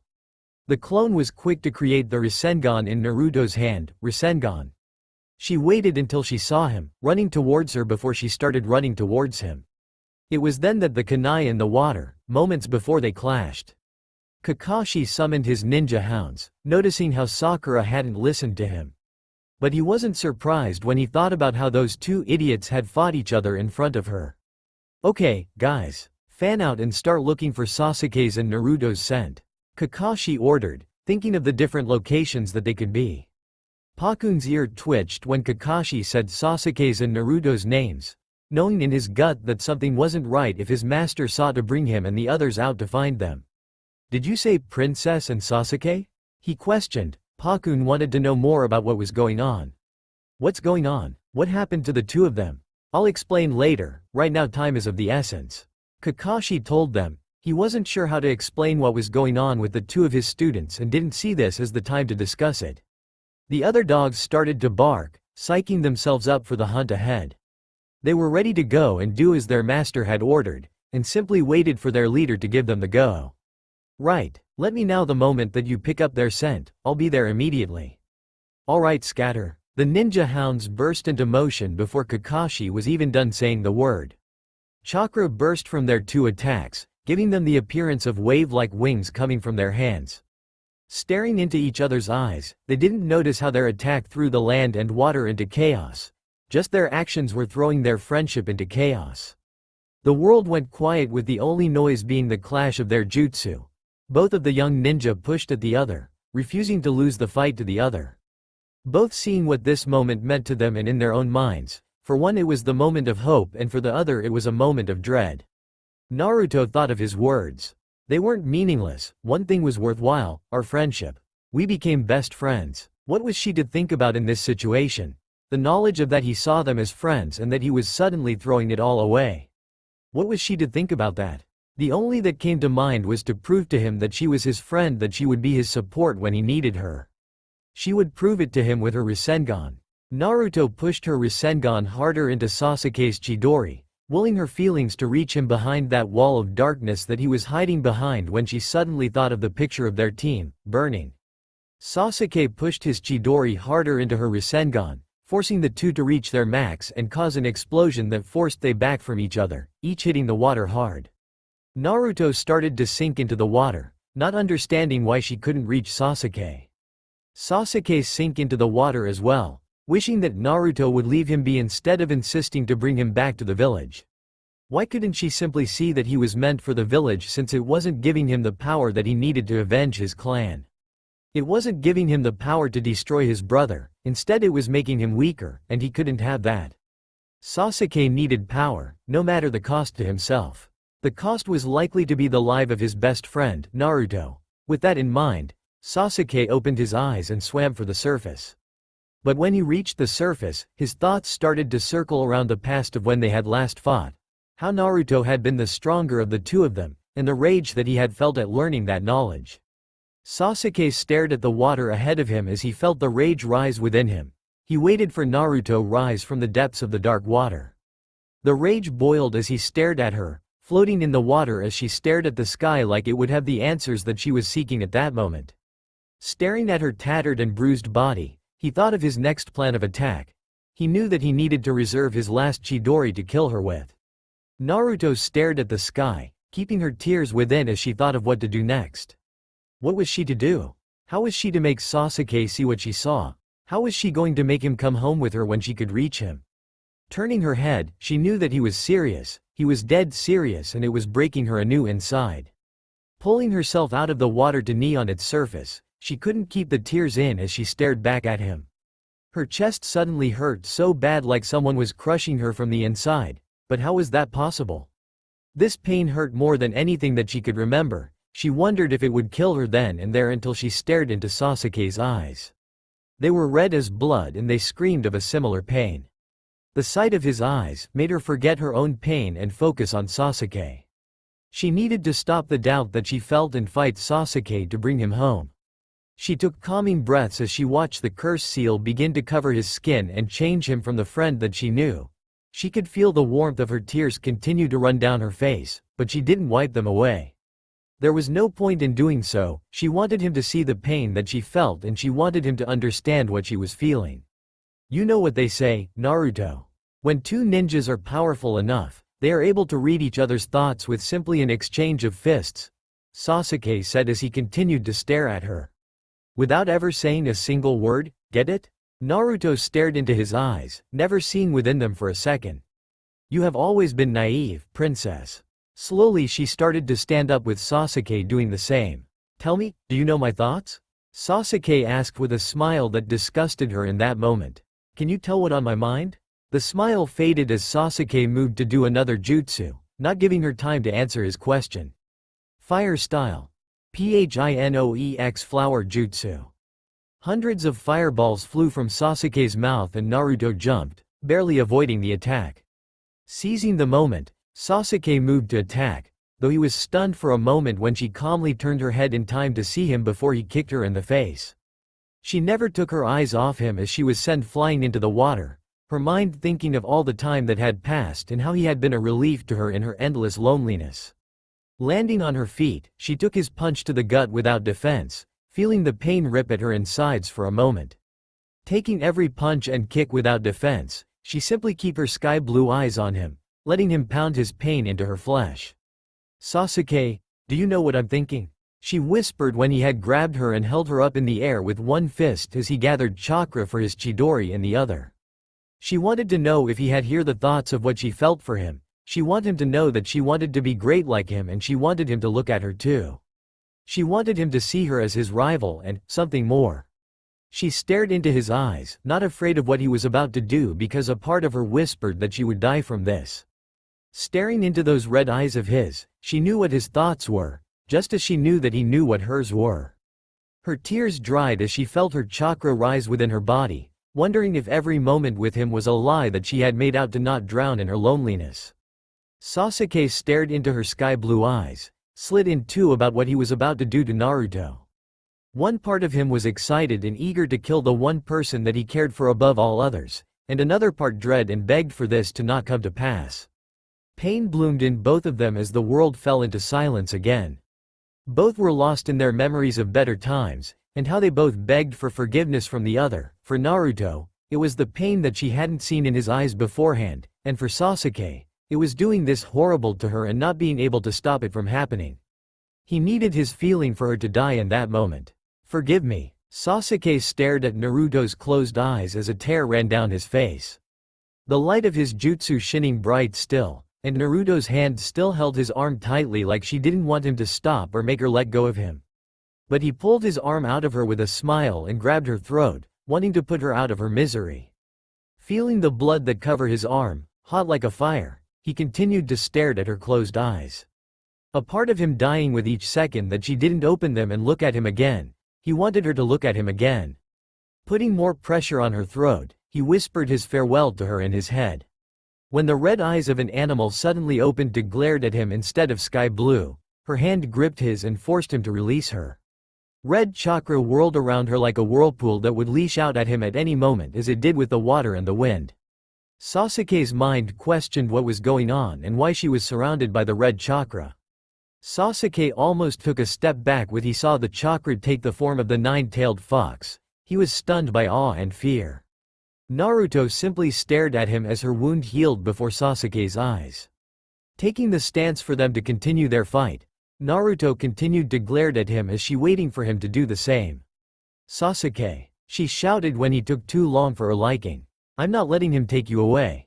Fear pumped through Sasuke's veins at her words. I'll break every bone in your body if that's what's needed to stop you from going anywhere. Shocked and slightly afraid, Sasuke watched the red chakra slowly fade away, like it was melting into her skin, but the power and force of the chakra had yet to fade. Sasuke glowered at her, hating that she had this kind of power sleeping within her body where he did not. I have had enough of this, what the hell are you? He growled out at her. He could see that all her bruises and injuries were healed and that she looked like she had been in a fight with him at all, except for the tatter and ripped black tank top that she was wearing and the blood that covered her arm and the blood at her mouth. Her golden hair stood on end and her eyes were still red. She looked like an animal that had stepped out of hell. I'm friend, and that's why I'm telling you this. I'm not going to let a monster like Orochimaru get a hold of you. Naruto whispered, her voice quiet and calm, held her doubt and concern for him. But Sasuke couldn't or rather refused to hear it over the roar of power and rage. But if you won't listen to reason then I'll have to break every bone in your body. She told him. The warning of what to come was clear as crystal in her voice. With a punch in the air, the water exploded and surprised Sasuke as she had hoped for. Using the surprise that she had gained, Naruto went in for the attack and punched him senseless as hard as she could in that moment. Sasuke went flying from her attack and he couldn't help but wonder what made her so different now. Naruto didn't stop or back down from her endless attacks on Sasuke, who had great difficulty countering them. Sasuke would barely keep track of her as she dancing in the air above him, attacking down on him like a bird of prey, tease and taunting her prey before going in for the killing blow. But Sasuke refused to be her prey, waiting for the right timing for her to be overhead for his jutsu. Fire style. Fireball jutsu. Fire burst up from him, heading towards her like a monster rushing towards its helpless prey. But Naruto wasn't helpless again. The fire, and with a subconscious thought, her chakra pushed the fire back down, faster than it had rose up with. The water protested the move and Sasuke felt the force of the protest of the water as well, leave Naruto to go after him. Hitting Sasuke as hard she could, they were both devoured by the water around them. Naruto didn't let up for a second as she continued to attack Sasuke in the water until she saw the gasp of air that escaped him. Sasuke rushed to the surface for air with Naruto right behind him, knowing that she was likely to attack him again when they reached the surface and took in that needed breath of air. To which he was right. The moment that they were out of the water, they jumped into the air and started fighting. Punch and kicking one another like the fast wind that pounded against the strong mountain. Naruto finally had enough of punching the crap out of Sasuke and slammed him into the cliffs around them. Naruto landed gracefully and went to knee beside Sasuke as she grabbed his shirt, and that would force him to look at her when he opened his eyes. Now let's go. Enough is enough already. Snap out of it. She growled at him. She was getting even more pissed off that he wasn't looking at her yet. If you don't come to your senses soon, I'll have to break all your bone and drag you back to the village. So get up, Sasuke. She snapped at him, her voice forcing him to wake up from the dark slumber that she had sent him into. Sasuke looked at her when he opened his red eyes. Just shut up for once, he ordered, feeling rage at her lack of understanding to his actions. What the hell do you know about it? It's like you have a family in the first place. You were on your own right from the beginning. What make you think you know anything about it, huh? Naruto unconscious loosened her grip on his shirt at his words because it was true and it hurt. She didn't know about the bonds of family, but she had learned of the bonds of friendship. Wasn't that almost as good? I'm suffering because I had those ties. How on earth could you possibly understand what? Sasuke grabbed her hand, forced her off of him. Feels like to lose all that. They fell together, with Sasuke still holding her hand in his own. His grip was so tight and shaking like he was telling her that he was scared to let her go. Some of Naruto's smoke bombs fell out of her hip pouch before they landed hard on the rocky side of the river, breaking apart as the smoke tried to embrace them. They landed into the river in perfect unison as stared at each other from the logs that they stood on. It's true that I have no idea what it's like to have parents or a brother, but when I'm with Iruka-sensei, I wonder if that's what it's like to have a father, and when I'm with you. She stopped. She didn't know what she felt for Sasuke was that of a brother or something more. Why Naruto, would you go this far for me? Sasuke asked. He felt happy that she would go this far for him, but sad as well. Because this is the first time that I have ever had a bond like this. I'm not doing this just for Sakura, but for myself as well as you. Sasuke stared into her sky-blue eyes, wondering what she felt for him and what he felt for her. Sasuke stared at Naruto for a moment before taking out his headband. It's too late, Naruto, it's just too late. I can't turn back. Naruto stared at him as he tied the headband in place on his forehead. His eyes no longer held the heat of his anger, only the darkness that threatened to take him from her. Naruto couldn't remember a time she had been as scared as she was looking into his eyes, seeing the darkness inside of him. She would return the light to his eyes, even if she died in the process.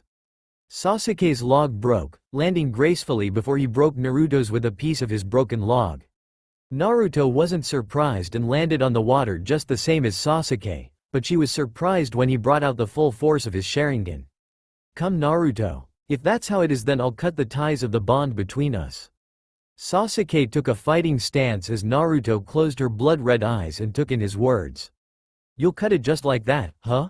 She asked before slowly opening her eyes to glare at him for his words and at his headband. Then why do you even bother wearing that headband anymore? Naruto said, angered by the lack of respect that Sasuke was giving their village and her. She saw the smile on his face and wondered what he was planning. I'll admit it, you're infinitely strong. The glare vanished at his words and a look of surprise came to her face. It's because you know the pain that of being alone just as I do. It's that very pain that you and I stronger, Naruto, which means if I can just break that bond, I'll be able to achieve even greater strength. The look of rage and pain flooded her blood-red eyes. It hurt, but he wouldn't stop. He couldn't stop, he had to fight her and needed to kill his brother. Sasuke knew that he would likely kill Naruto before this was over. Every cell in his body dreaded the result of their battle. It's time that you and I have this out as equals. Sasuke pointed his thumb at his headband, wondering if she could do it. But you're still not going to be able to put a single scratch on my forehead. I know that hasn't changed at least. He looked at her with an arrogant grin, but Naruto only saw the darkness in his eyes as she stared at him. Fine, Sasuke, I guess there's no point in talking anymore. She said in a clear voice, the sorrow barely held back. Lady Tsunade looked over the reports and the ninjas that she planned to assign the missions to as well. She didn't expect to see Kakashi's ninja hounds appearing left and right with reports of the Naruto's team being badly injured. Shizune, get a medical nin team out there.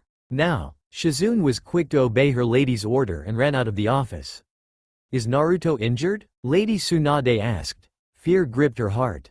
She couldn't lose another one, she wouldn't be able to bear the loss of Naruto along with her other beloved people. All the hounds shook their heads, telling their Hokage that to their knowledge that Naruto hadn't been harmed, yet. Pakun ran as fast as his short, but cute legs could carry him.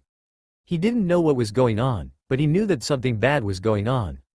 His fur was on end and he felt like he should have been running in the other direction instead of to Sasuke and Naruto, but he couldn't. He was a ninja of the Hidden Leaf Village and he needed to help save Sasuke and Naruto. Pakun noticed when Kakashi finally catch up to him.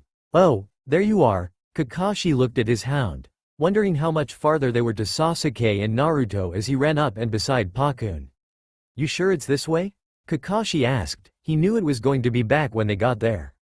Yup, we better pick up the pace. I'm getting a bad feeling about this.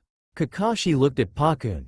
He hoped that his ninja hound was wrong and that they would be able to get both his students back. Sasuke stared at Naruto. He didn't know how she was still alive. Naruto had been on fire, but she wasn't burned in any way. Not even her torn-up clothes were burned. She was lying in hot magma, made by his dragon flame jutsu, but he could see it. The rise and fall of her back, telling him that she was breathing and all her clones were dead from his attack, but she had survived. His mind was torn, one half happy that he hadn't killed her yet and the other shocked at her survival. He didn't understand how she was still alive. He just stared at her as he resisted the urge to grab her and hold her living body in his arms. But then he noticed her head move. It moved so slowly until he saw her face, her wide and shocked red eyes. Tears clung to her eyes, and she didn't look him in the eye like she had before. Sasuke knew that Naruto was in shock of what he had done, but so was he. Sasuke, she whispered as she looked him in the eye. Pain, betrayal, and sorrow flooded her eyes with her tears suddenly running down her face. But there was no hatred in her eyes, no fear. It snapped something in him to see it in her eyes as another emotion suddenly appeared in her eyes. An emotion that he didn't know what to do with or how to answer to it. It's too late, Naruto. Rage and pain were suddenly painted on his face before he grabbed her, holding her up by her short-sleeved black t-shirt. It's too late now, Naruto. He shouted at her as he threw her off the cliff and jumped after her. Naruto kept her eyes open at the shock of Sasuke's actions and words, but she couldn't move to stop, her whole body hurt too bad. Everything hurt, but her heart, her body, her soul, but she couldn't stop and rest. She needed to save Sasuke from himself and that bastard snake Orochimaru. She would save him even if it meant her death. It was a moment later that she felt the shooting pain of the rock and then she was wrapped in darkness. Kurama stared at Naruto as she floated towards him from the dark tunnels of Naruto's body. Staring at the blank face of the girl that was his host, rage filled him as he saw the faces of his past enemies. Mito, Kushina, the Uchiha clan, the Gold and Silver brothers, the fourth Hokage, but he also saw someone that he hadn't seen since he had been a child. He saw the person that had cared for and loved him in Naruto's face, and gave a tired sigh. You runt, you really are weak. You better be grateful to me, and to your beloved fourth Hokage. Kurama said before reaching out his paw and touching a claw to her stomach. Sasuke stared at Naruto's body as she floated in the water, dead. He stumbled away from the water's edge when he lost it. Everything in his stomach came back up on him. Tears threatened to flow as he realized what he had done.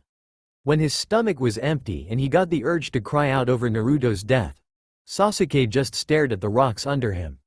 She was gone and it was his fault that the world had become a little darker. Sasuke stared, not knowing what to do next. But he knew that he couldn't leave her body out in the water, letting it float like it was. He turned around. He was surprised when he saw that red chakra slowly appear and spread all over her body. Shock appeared on his face as he walked over to her, but he didn't expect to see Naruto get up and punch him like she was alive, but she did.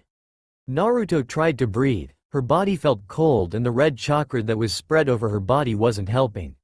She wanted to ask Sasuke to save her. She wanted to be weak and helpless like Sakura for once, and she wants Sasuke to forget his darkness to help save her. But he was crying in pain from her punch. Was she always that strong? She slowly stood up straight, but still in shock of what was happening and what Sasuke had done to her. Then the pain started. Naruto gripped her stomach. It burned like a fireball was trying to burn through her. She screamed before the red chakra covered her completely and she fell into a trance. Sasuke didn't even know what had hit him. What are you looking at, Naruto? Koyuki asked as Naruto looked at the stall in front of her.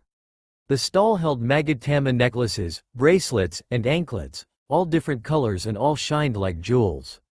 Oh, the magatama of love and friendship, Koyuki said with a knowing smile. The what? Naruto blushed. What was Koyuki talking about? Hey, Naruto, what's the hold up? Sakura asked. The whole group backtracking to the new ruler and their teammate. Magatama? What's got you so interesting in them, Naruto? They're stupid and useless. Sasuke complained. Kakashi hit him on the head for the comment. Koyuki glanced at Sasuke before looking at Naruto. They're a legend that the women of the land of Whirlpool would dance in the sky, singing their songs as they looked for the men that would become their husbands. Some came to the land of snow, men and women alike would come to listen to their songs and watch them dance in the sky. They were beautiful with their red hair and blue eyes. The people whispered how they were like that they were women that brought the sunrise and sunset to the land.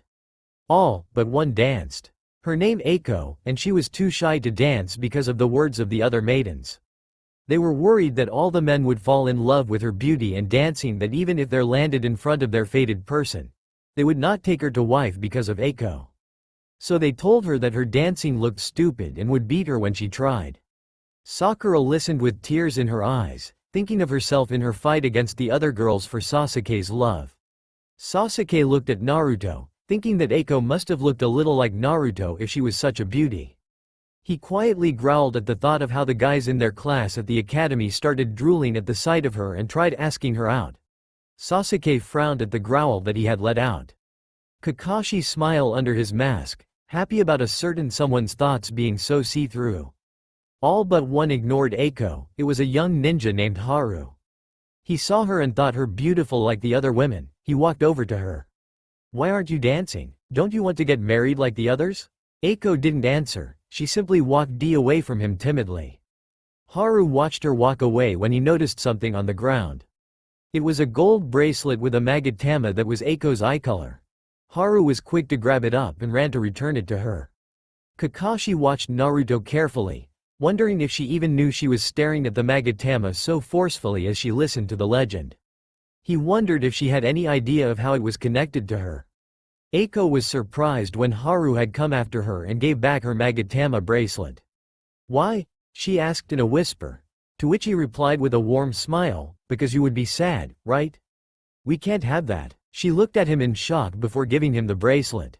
"A show of friendship," she said with a bright smile that set his heart ablaze for her. "A show of friendship?" Naruto muttered when Koyuki stopped and looked at the stall and found one that matched Naruto's eyes perfectly. "Yup. Give this to your best friend and you'll have a bond that will never be broken by anyone or thing," Koyuki said as she handed over the magatama to Naruto, who smiled brightly. Sasuke walked over and looked at the stall, looking for one that matched his eyes. He didn't know why, but he wanted to give it to Naruto and take the one in her hand in trade. He plucked a black magatama from the stall and paid before trading it for Naruto's. "Hey!" She snapped at him and put his back on the stall to choose a magatama that was black with blood red in the center. "This matches your eyes better," she told him with a bright smile before taking some thread and started wearing it as a necklace. The teammates then went back to the celebration as Kakashi and Koyuki followed slowly. "I'm surprised that you didn't finish the story for them," Kakashi muttered quietly. Koyuki just watched Naruto and Sasuke before smiling. "Something tells me that those two will come to understand the real ending in their own time." After all, Eiko and Haru lived happily ever after with many children in the end. Kakashi thought of that time and hoped that he would make it in time to save his students from the path that they would take. Sasuke's curse mark spread over his body, he could barely dodge Naruto's powerful attacks. It was when the Charka hand that grabbed him from underground and the roar that Naruto released did he realize that she was asleep. He couldn't help but laugh at that. She was asleep and her body was moving on its own. She was beating him like it was a child's game and it made him burn. She was so powerful that she didn't need to be awake to fight him. Well, he wasn't going to stand for it. "Oh well, there's no getting around it, I guess. So I'll go ahead and let this power take over," he said to himself as he looked at Naruto. She was so strong, but he would be stronger than her and he would kill her as well as his brother. Naruto was slowly released from the slumber that the fox had put her under to see Sasuke change before her eyes. She watched and listened, frozen in place as he changed to take on the appearance of a demon. "There's no question that you're special, but not quite as special as I am." Naruto felt like she was being choked as she took in his appearance. She felt as if she had lost Sasuke to the darkness within his heart. "So you're special, are you? Well, you wouldn't be when I'm done with you," she shouted at him, but he just chuckled at her words. She was nowhere near as strong as him now. This would be the day have Naruto died. "There's no way, I'm going to lose." Naruto charged at him, her face looking like that of a wild beast and her right hand digging up the earth as she ran at him. Sasuke just stood there with a smile on his face. Her hand lifted off the ground and hit him full on, slamming them both into the stone of the cliff and one of the statues. The dust blinded her to the sight that would shock her, but as it cleared, Naruto questioned herself about how she was going to win this battle. A hand with 100 fingers, all different sizes and length, had shielded him from her attack. Seeing the twitch, she jumped away. She hoped that she was wrong and that it wasn't a part of him that he could control, but her hope died a moment later. The hand moved, slapping her away and into the other statue. Her body screamed as the pain bloomed like moonflowers at night. She could barely move as she tried to sit up, but the sight of Sasuke was a bit haunting to the eye. He sat there, looking like a demon from a painting as the hand attached to his back stretched. She watched in horror as another hand burst from his back. She didn't know what to do. He looked like he had stepped out of a hell painting and she didn't know what to do to save him from himself. "Sasuke, you're a monster." The word fell from her mouth before he looked at her. He raised his head and looked his eyes to look at her, and she saw the eyes that of a power-hungry monster instead of the eyes of her best friend and teammate. Sasuke grunted in pain as he remembered the words of the two-head freak. He couldn't overuse his curse mark. Naruto slowly got up when she realized that she couldn't feel her left arm anymore. She glanced at her arm as she tried to think of what to do when Sasuke decided to say something. "That power of yours, by using it, you're taking a risk, aren't you?" he asked. She looked at him, her mind wondering if her body language was giving away that she was hurt badly. She wanted to run to him and hold him in her arms, and then she realized something. She realized that she'd do anything in that moment to get the real him back. Naruto didn't hear another word as she stared at him as he looked at their surroundings before looking into her eyes. They stared into each other's eyes as their minds thought back to the times that they fought and aided each other. "As of today, you are all ninja. To get here you all faced difficult trails and hardships. But that's nothing, when comes next will be far more difficult, and now, you are only genin, first-level ninjas. All the genin will be grouped into 3-man squads, and each squad will be led by a junin, the most elite ninja." Sakura and Ino realized immediately what that meant for them. They had a chance to be with Sasuke in a team. They would have a chance to get to know him and maybe start a wondrous romance with him. Naruto just started praying that she wouldn't be on Sasuke's team. She hoped to make friends with her teammates. "I wonder who will be in Sasuke's team," Ino said to Sakura, convinced that it would be her that would be in Sasuke's team. "I don't know," Sakura replied. Naruto, watching the two other girls' reactions to each other as she prayed not to be in Sasuke's team, noticed something in Sakura's eye. Totally unaware it was the fighting spirit of inner Sakura. "We want each squad to have balance of strengths and abilities, that's how we set them up." Iruka-sensei continued, explaining farther about the squads. "I'll now assign you to your squad," he told them, and started placing the students in their squads. Squad 7. Naruto Uzumaki, Sakura Haruno. Sakura was shocked that she was put on Naruto's team. "I'm doomed," she muttered to herself, feeling that her dreams of being with Sasuke dying. And Sasuke Uchiha. Sakura was stunned for a second before jumping up in joy. "I'm doomed," Naruto muttered to herself, feeling her life was truly turning into a hell. "Iruka-sensei, why do I have to be on a team with Sasuke?" Naruto asked, hoping that she could get on another team. Iruka-sensei just glared at her for the interruption. "Naruto, you are the worst student in the class and Sasuke was the best. To create an even team, the worst and the best are always put together." Naruto immediately stood up and used her shadow clone jutsu to create 7 clones. Everyone but the teacher stared at the clones with shock. "We want to be in a different group," the 7 clones demanded in unison. Iruka-sensei signed and walked over to the original and hit her on the head. "You can't be in a different group, so sit down and be quiet," Iruka-sensei ordered her. "You!" Kakashi shouted as he moved to attack his possible students. His eye held a crazy light to it as he charged. Sasuke and Sakura moved to be in between the crazed Jonin and Naruto. "You idiots, get away," she muttered to her teammates before looking at Kakashi. "You said there are 3 of us, and that's why, Sakura and Sasuke." She stopped and looked at her teammates. They hadn't run away, they stood their ground between her and Kakashi-sensei. "We're all in this squad and we're all in it together," Sasuke finished as he glared down the teacher. Something told him that he couldn't let Naruto or Sakura be harmed by this asshole of a teacher. Sakura trembled as Sasuke stared down the teacher before she stopped and saying something as well. "Yeah, that's right. We gave her our lunch because the 3 of us are one," she snapped, feeling the bravery of her teammates. Naruto panted as she held the snake back. Sasuke stared at her in concern when she lifted her head with a smile dancing on her lips. "You aren't hurt, are you?" she asked in genuine concern. Sasuke just stared at her, taking in all the wounds on her body and face, feeling helpless to protect her from their enemy. "I don't ever want to see that again. I don't ever want to see my comrades fall right in front of me," Sasuke said, feeling the curse mark fill him with power as he glared down at the enemy. Summoning jutsu, Naruto shouted from within the sand cocoon that she was in. She smiled wickedly from Gamabunta's head, ready for the second round of the battle. She looked like a female warrior god, about to defend her friends from the enemy before her.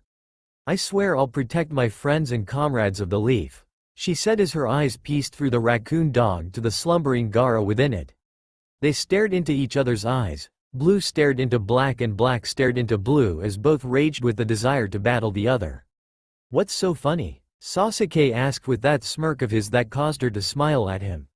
I wasn't laughing because it was funny, I was laughing because I have wanted to do this for so long. Because I know that today is the day that I beat you, she told him in her musical voice. His smirk faded to a scowl at her words. Naruto would never surpass him. What did you say? Don't talk nonsense, you weak little loser. Sasuke growled at her. He knew that she was strong, but she wasn't stronger than him, and Naruto needed to learn that her limits. The way that she looked at him with her sky-blue eyes like she had already beaten him was filling him with rage. Everything inside of him was demanding that he show her. Naruto needed to learn that of the two of them, he was stronger. I won't be such a loser after I win today, she told him as she crossed her arms. Let's just do this, Sasuke ordered, tired of waiting for her to attack him and let him put her in her place. Putting a hand on her hip, Naruto pointed at his forehead as she said, "Put on your headband and I'll wait." Sasuke just started to smirk at her. He didn't need his headband since she wouldn't be able to land a single scratch on his forehead. That's not the point. You know that putting on your headband is a testament to fighting on equal term as a ninja of the leaf. Neither of them knew of the thoughts that they shared as they prepared their final attack. Sasuke stared at Naruto as he made his hand signs. Naruto simply stared at the ground, feeling the charka around her and the charka that gathered in her hand. She knew just like Sasuke that this was the final attack. Chidori. She looked up and into his eyes as the purple charka in her hand grew and grew until it turned into her Rasengan appeared in her hand. The two warriors stared into each other's eyes, never looking away or blinking as they leaped to meet each other. Their eyes held not hate or rage, but pain that ripped them at their core, for fate was forcing onto them in that moment. One looking like a demon and the other an angel. Both staring into the eyes of the other and seeing what would happen in moments. The world fell silence for what they were about to do. Almost like the world was suffering the pain with them until they shouted their attacks at the moment of touch. Fear gripped Sasuke as he saw his hand aimed at her throat. He was quick to change it to a non-fatal move without a thought in his head. He didn't even notice that Naruto's target on him had been his headband or the scratch that it now bore. Their actions were unseen by the other, whispered of what they felt for the other. Then they were devoured by a sphere of darkness that forced the waterfall away from it, giving the appearance of a black pearl surrounded by blue skies as light slowly began to break through the darkness. Slowly, the black pearl turned white with rainbow sheen. It was almost like the now white pearl spoke of their future and what they would face. Within the sphere, the two ninjas still stared into one another's eyes as they float there in the trance that they were ensnared in. In that moment, they shared the memories of their friendship and the feelings that were unspoken and unknown to each other. Bit by bit, all they began to see was the seal of reconciliation that they had done after their first spar and the smile of friendship that they shared at that time. Kakashi was shocked by the powerful charka that filled the air. He noticed how silent the forest and Pakun were. Kakashi knew this wasn't good and moved all the quicker for it, dreading what he would find there on Naruto and Sasuke's battlefield against each other. Sasuke stared down at Naruto as sound returned to the world. He stared at her and felt the chaos that roared within him at his actions. He had had the perfect chance to kill Naruto, but he hadn't. They were bathed in the sunlight that broke through the clouds. She looked like an angel and he knew this was a perfect chance to kill her as well. But the thought of him doing it stopped him cold. He stared at her face, unable to look away from her. He felt like they were in a dream, bathed in the sunlight, her weak angel and him, her knight that would protect her from the darkness that would devour her like his family. But he was too weak still to protect her from the darkness, too weak to protect his last bond in this world from it. The circle of sunlight slowly became smaller and smaller, then it faded on Naruto's face. In that moment, Sasuke decided to do the only thing that he thought he could, and in that moment, his headband fell from his head as if it knew he would no longer be a ninja of the leaf. Naruto, he whispered softly, feeling the word choke him. They didn't want to be said because he didn't truly want to leave his home, his friends, he didn't want to leave Naruto. But they all were making him weak. It was then he noticed the rain that started to fall around them. He looked up at the sky and it made him think of Naruto crying because he left them all behind for power from the darkness. He stared at the sky and let it become his tears. He would only cry this once for the loss of their bond and nothing more. This would not be the day that he killed Naruto, his mind whispered before pain danced down his arm and forced him to his knees. He coughed up his blood and he was forced to look at Naruto's closed eyes as the song she sang in the past returned to his mind. You're my light. Forever. Standing by your side. I'm gonna keep your dream alive. Don't stop. Holding on. Believe in what you see. Oh, in the sky. Sundrop. And like the face of day. Watching the days go by. I see you smiling on me. Won't you take my hand and lead me out of town? Going out, hey. How can we stop now the time goes on? Against the wind I sing along. The story's just begun. It's a bright of day. Are you ready to start the dream coming true? You're my light. Forever. Standing by your side. To the outcome. I'm gonna keep your dream alive. Somehow. Suddenly. You're feeling close to me. And far. I'm getting scared I can't feel you. Being with you. Are my only dream. I will wait long for your light.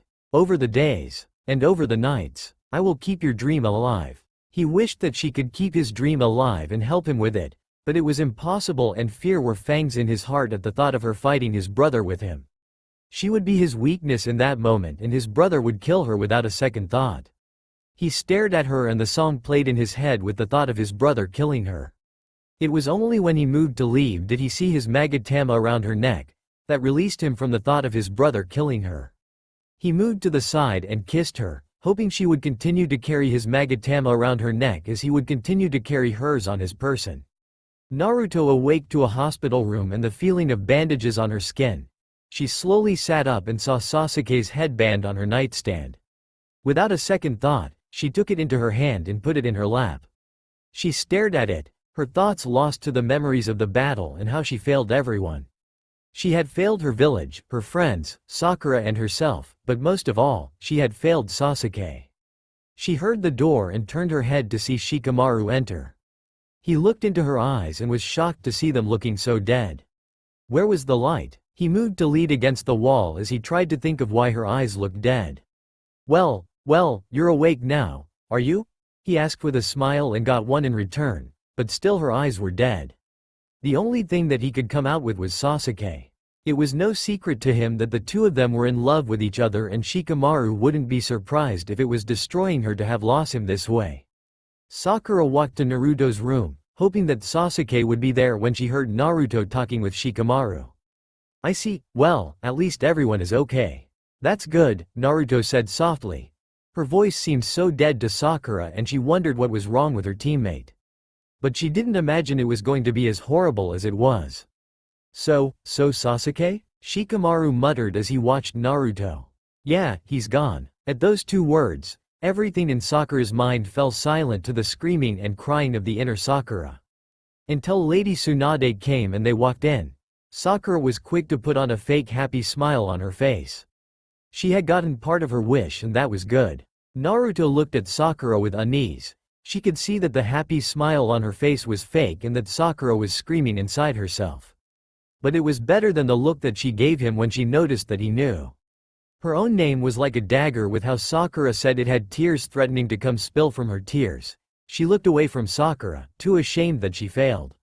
I had heard that your injuries were pretty serious, but you seem to be doing well. Lady Tsunade said, hoping to break the tension in the room.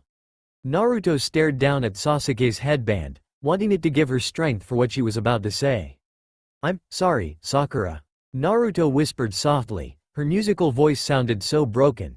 Sasuke had chosen a different path from them and it was likely that they wouldn't see him again as ally, but instead as an enemy. Naruto slowly opened her eyes to see the ceiling of the hospital and the sunshine on her face. When it was the light was blocked by pervy Sage, who was sitting at the windowsill. She turned her head to see him and was calm for a total of 2 seconds before freak out on the old pervert, a personal best for her. Pervy Sage, she shouted as she shot up in her bed. Pervy Sage just turned his head and smiled at the girl, used to her freaking out on him. Long time no see, Naruto, you were asleep for a while. She just glared at him, she couldn't believe that he had the nerve to show his face to her again after all the time that passed. Don't you dare give me that long time no see deal, old pervert. You were to be training me, teaching me everything you know and making me your student. Gaara was startled awake in the next bed and Pervy Sage fell from the windowsill that he had been sitting on. He felt a shiver of fear at the rage that blazed in Naruto's eyes. It kind of reminded him of the greatest moment of his life, the day he saw Tsunade naked. It was also the most painful day of his life. It was nothing short of a miracle that Tsunade's didn't kill him. But he had the feeling it wasn't likely that he would survive this time if he pissed Naruto off any farther, and he had too many beautiful women to see, grope and write about their naked bodies for tons of cash before he could die. Pervy Sage was quick to stand and calm down his angry little student. Come now, Naruto. I have had a lot to do. I have been busy with my research. Naruto held up a hand at that. Yeah, I know, or did you forget that great novel that I wrote for you that became your biggest seller a few months back? She snapped at him, causing him to hold up his hand and surrender to her. Gaara listened with an interested ear. He would have to find out what book that was and buy it. Now Naruto. That's not the only reason I have been away. I have been gathering intel on the Akatsuki. Pervy Sage told her, calming his angry female student down a little. The Akatsuki? She repeated at her mind traveled the time that Sasuke's older brother and his partner had attacked them. Pervy Sage looked away from her and out the window, thinking of the things that he had learned so far. Yes, I have a pretty good idea of what they're up to, and it will be about 2 years before they're really ready to make their move. It also means that I have that much time to make a real ninja out of you, Naruto. Naruto had seemed surprised for a minute and make Pervy Sage wonder if she was ready. You ready for some serious training? Naruto smiled brightly at him. I have been ready for months. She told him just as brightly, her voice and tone ringing with pure happiness. Gaara laid on his bed, staring at the ceiling as he thought of how he would not see Naruto for 2 years. His heart screamed at the agony of the thought of how he wouldn't see her for a long time. But it only added toward his resolve to give her that gift that he made for her. He had spent a lot of time making it and wanted to give it to her more than anyone else. 2 years later, a tunnel, she was running in a tunnel. Her heart was beating a hole in her chest as she ran as fast as she could. Room after room, she looked, hoping that it wouldn't be empty like the others. She knew that others were looking with her, but she didn't know who. They were just soundless voices and shadows to her in this never-ending tunnels that she was trapped in. When an explosion echoed throughout the tunnels, whispering to her that Sasuke had been the cause of it. So she ran toward the explosion, seeing Sakura surrounded by sunlight in a gaping hole. She ran into the hole and felt his gaze on her. Slowly turning towards him, she saw him standing at the edge of the hole. His black eyes stared into her sky-blue ones, and their fight returned to her mind as tears came to her eyes and his name danced on her lips. Sasuke. Her mind was absorbed by what happened at the valley. Naruto landed gracefully and went to knee beside Sasuke as she grabbed his shirt, and that would force him to look at her when he opened his eyes. Now let's go. Enough is enough already. Snap out of it. She growled at him. She was getting even more pissed off that he wasn't looking at her yet. If you don't come to your senses soon, I'll have to break all your bone and drag you back to the village. So get up, Sasuke. She snapped at him, her voice forcing him to wake up from the dark slumber that she had sent him into. Sasuke looked at her when he opened his red eyes. Just shut up for once, he ordered, feeling rage at her lack of understanding to his actions. What the hell do you know about it? It's like you have a family in the first place. You were on your own right from the beginning. What make you think you know anything about it, huh? Naruto unconscious loosened her grip on his shirt at his words because it was true and it hurt. She didn't know about the bonds of family, but she had learned of the bonds of friendship. Wasn't that almost as good? I'm suffering because I had those ties. How on earth could you possibly understand what? Sasuke grabbed her hand, forced her off of him. Feels like to lose all that. They fell together, with Sasuke still holding her hand in his own. His grip was so tight and shaking, like he was telling her that he was scared to let her go. Naruto. Her name had come out with disdain and made the tears come all the harder. He had changed so much, but stayed the same at same time as well. I'm sorry, she whispered softly, making him stare at her all the harder, like he was trying to see into her. I'm sorry that our bond didn't seem strong enough for you, but why? Her thoughts continued to whirl around that day. The day of their last battle against each other. The day that they so much of each other. Why didn't you kill me that day, Sasuke? Everything about her demanded an answer from him, but Sasuke just stared at her like she was nothing to him at all. You said you were going to break our bond. Why didn't you, Sasuke? I was there on the ground. I couldn't fight you anymore, but you didn't kill me, why? She asked the last part so softly. The sunlight awoke her from the dream, but it didn't stop the tears that ran down her cheeks. "Good morning, you better who? You dreamed of Sasuke again, did you, Naruto?" Pervy Sage asked her. He was used to see Naruto's tears the rare times that he woke up before her. It always meant that she had dreamed of Sasuke. Sometimes the dreams were good, but most of the time they were bad. "Yeah, but it's okay, I just need some breakfast," she told him before getting up and kicking him out of the room. Taking off her t-shirt and the white cotton panties that she wore to bed, she noticed something that she deeply dreaded. Quick to take out a skull, she summoned her full-length mirror to see that what she had dreaded had happened again. Why do they keep growing like this? I'm going to have to go braless again, damn it. Naruto grumbled to her as she touched her naked ass as she looked at how big they had gotten since last night.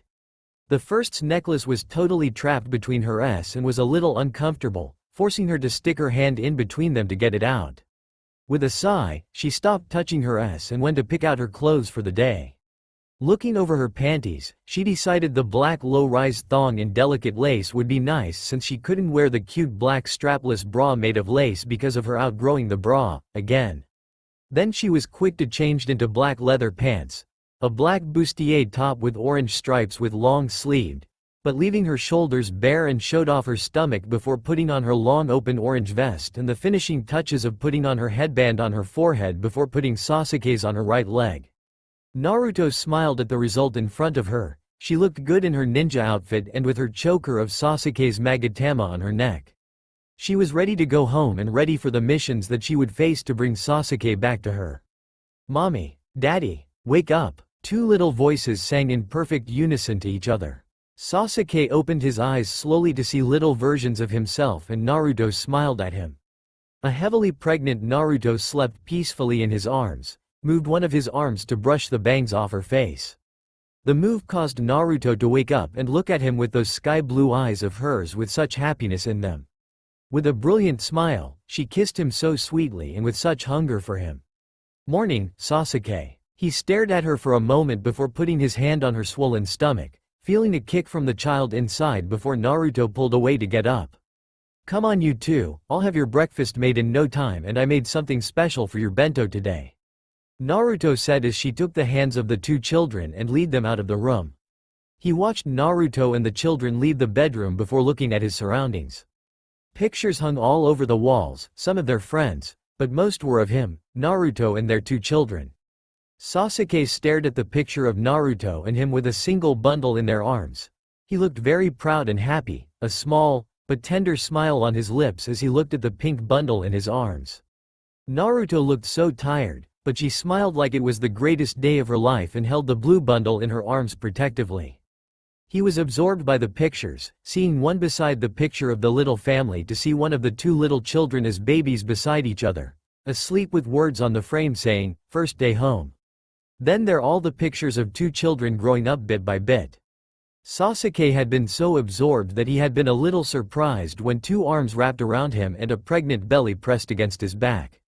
It's hard to believe how big they are now. It's a joy too, to know that they will just as cool as their daddy, Naruto whispered into his ear before kissing his neck. Cool as their daddy? Yup, as cool as their daddy, who they and their mommy love very much. Sasuke turned in her arms to face her and gave in to the urge of kissing her. Kissing her hard as he moved his hand to back of her head, hiding his fingers in her golden hair. Slowly, Naruto pulled him away and they walked through the house to the kitchen when Naruto suddenly stopped, causing Sasuke to bump into her. Nar! She screamed a horrific scream of pain and sorrow before he could finish her name. He stared as she fell to her knees, making her petite form smaller than she could ever be, and then he saw why she had screamed. Blood covered the floor and a scene from his childhood appeared before him, but instead of his parents with his brother over their bodies. It was his children. Sasuke awoke in a cold sweat, but there was a calm look on his face, though he felt anything but calm. It had been a dream, but so real that he had hoped it was real.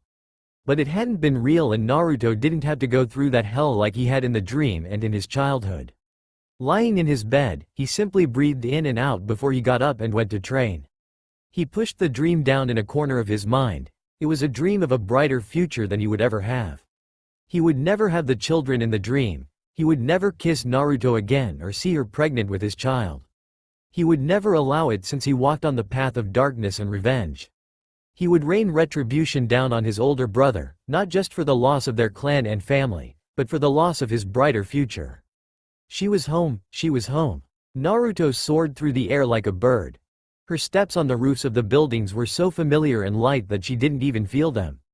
She was so happy to have not put her hair in a braid like she did because the wind running through it was good and freeing. She was home, but she wasn't free just yet. She was still in a cage, unable to reach out and grab Sasuke, and then hold him tight in his arms.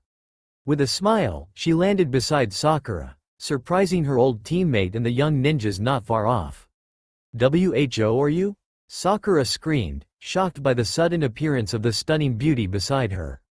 Naruto pouted at her old teammate. She looked herself over, wondering if she had really changed that much in the last 2 years.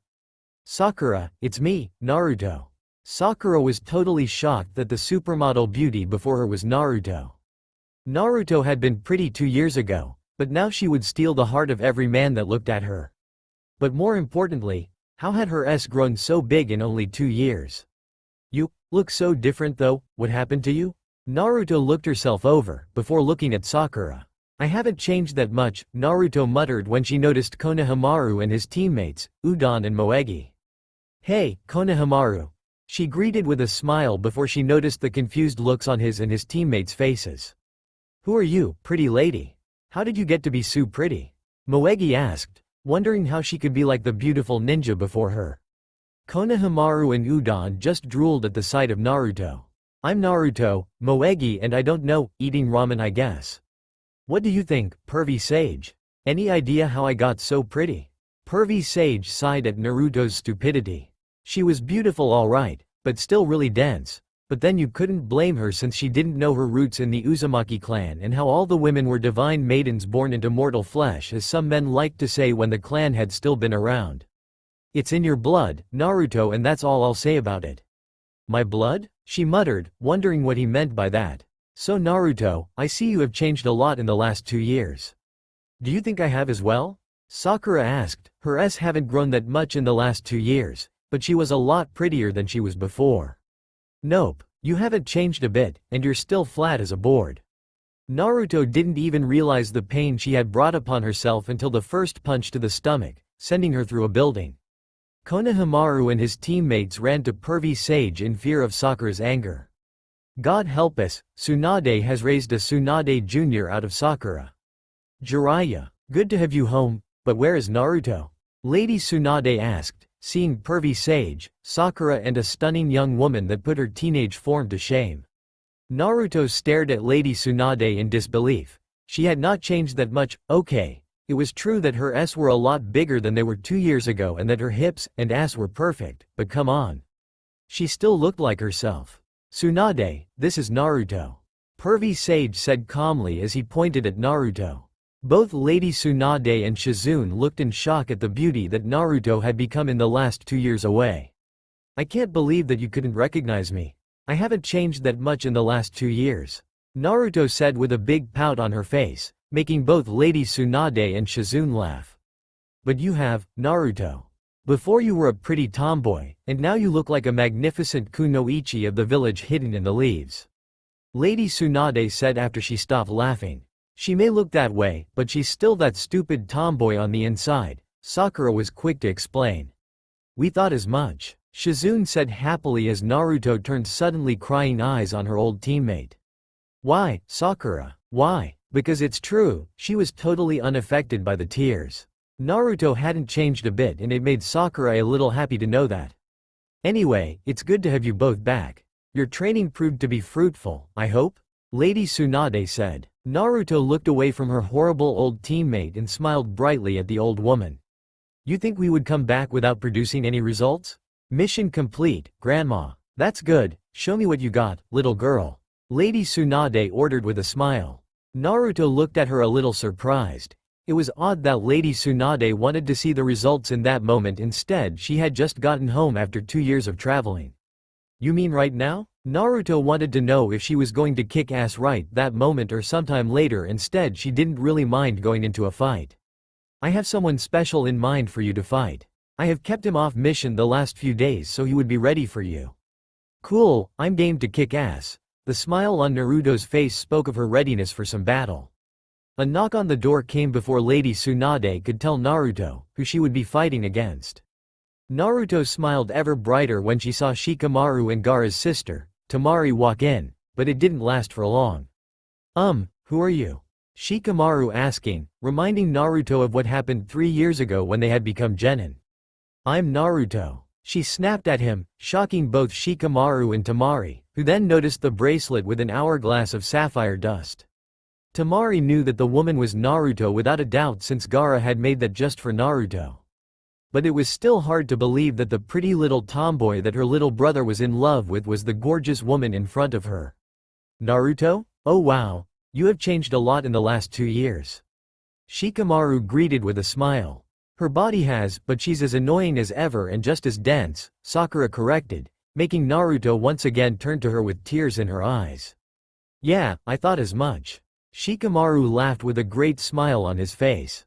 Why must you be so cruel, Sakura? Naruto moaned. She was as annoying as she had been. She had changed in personality a little since she left, but they were convinced that she was still the same as ever. So are you Naruto's an opponent? Sakura asked. It would be interesting to see the two fight each other in battle. What? No, Shikamaru shrugged and Naruto turned to Temari. Then, nope, just here as an ambassador of the village hidden within the sand, and Shikamaru is my escort. Temari said a little too quickly, making Naruto and Sakura believe it was more than just that. Who is my opponent then? Naruto asked as she turned to look at Lady Tsunade. Your opponent is out there. Looking at the window that Lady Tsunade pointed at, Naruto walked over and smiled when she opened it to see a familiar face. Kakashi-sensei. The silver-haired ninja looked at his student and smiled at her from under his mask. Naruto, good to have you back, he said, causing her to jump him and hug him, to which he dropped his book in the progress. Thank you. I knew that I was still recognizable. Kakashi-sensei ignored her as he struggled to get out of her hold and get back to his book. He was at his favorite chapter of where the hero forced the heroine in to have with him and their confession of love to each other before the hero went back to war. Naruto finally let Kakashi-sensei go and pulled out something that brought tears to Kakashi-sensei's eye. It's the first copy to come out in 3 years. It's lame, but I know you like them, so here you go. Naruto said happily as pervy Sage raged in his head at her words. His work was genius and yet she said his masterpieces were lame. Thank you, Kakashi said before he disappeared on her. Everyone was stunned, but Naruto was the first to recover. Don't run away. Naruto, do you mind if I take some pictures of you? Temari asked when they left Lady Tsunade's office. Yeah, but why? Naruto asked, wondering why the sand ninja wanted pictures of her. I want to show Gaara some pictures of you when I'm telling him that you returned to the village. I don't think you want more people to ask who you are, do you? Nope, go ahead. They wanted to a little convenience store and bought a disposable camera. Temari smiled at the thoughts of the money she was going to make from the pictures as well as the birthday gifts that she wouldn't need to now worry about in the future. After all, what better birthday gift could she give her brother than a picture of the girl that he loved? Would you like a pose from the movie that I was in? Naruto asked, shocking Sakura and Shikamaru. What movie? Koyuki's latest movie. Pervy Sage had to go and she demanded that I play the part of her little sister. The movie is out if you want to go and buy it, Naruto said, point to a stall that had movies and the Ik Paradise movie in the new release area. Sakura, Shikamaru and Temari ran to the stall and saw Naruto was on the cover. All three bought one on the spot, determined to see the movie and Naruto in it, though they were slightly afraid of what they were going to see. Naruto watched them for a moment as they talked about their fears of what the film would hold before she got hungry and left them there. Not in the mood to cook, she headed for the best ramen in the village. Sasuke, someone is in your apartment again, Kabuto said, causing Sasuke to stop his training for a moment. Only one person went to his apartment and that was Naruto. Pain shot through Sasuke's arm and his chest, but he didn't fall to his knees and cough blood. It annoyed him that she had this control over him. It was not enough that she plagued his dreams with a sweetness of a future that could never be, or how he dreamed of embracing her body with his own. What about it? He asked indifferently, didn't want to talk about this, he didn't want to think about her. He wanted her exiled from his thoughts, he wanted his mind to be devoured by the thoughts of being stronger and killing his brother. But she was there, waiting for him, watching him like a ghost in his head, whispering to him of the future that he could have if he abandoned this hatred and his vengeance. Sasuke refused to give in to the sweetness of the ghost of Naruto in his mind. He would kill his brother. I was just told to come and tell you, nothing more. Kabuto said as he turned and walked away, leaving Sasuke boiling with rage. Naruto sighed as she stared at Team 7's picture, her sky-blue eyes staring at Sasuke. She hadn't looked at the picture in 2 years, and all it did was make her yearn for Sasuke's return to the village. She had gone to his apartment after dinner at Ramen Ichiraku's, but it only added to her longing for him instead of reminding her of the good times that they had had there. With a sigh on her lips, she put the picture down and went to bed, hoping that she would have a happy dream of her lost friend and rival. Her mind still shocked that she hadn't seen him in 3 years. That's all for now. If you enjoy this video, then please like, share and do comments.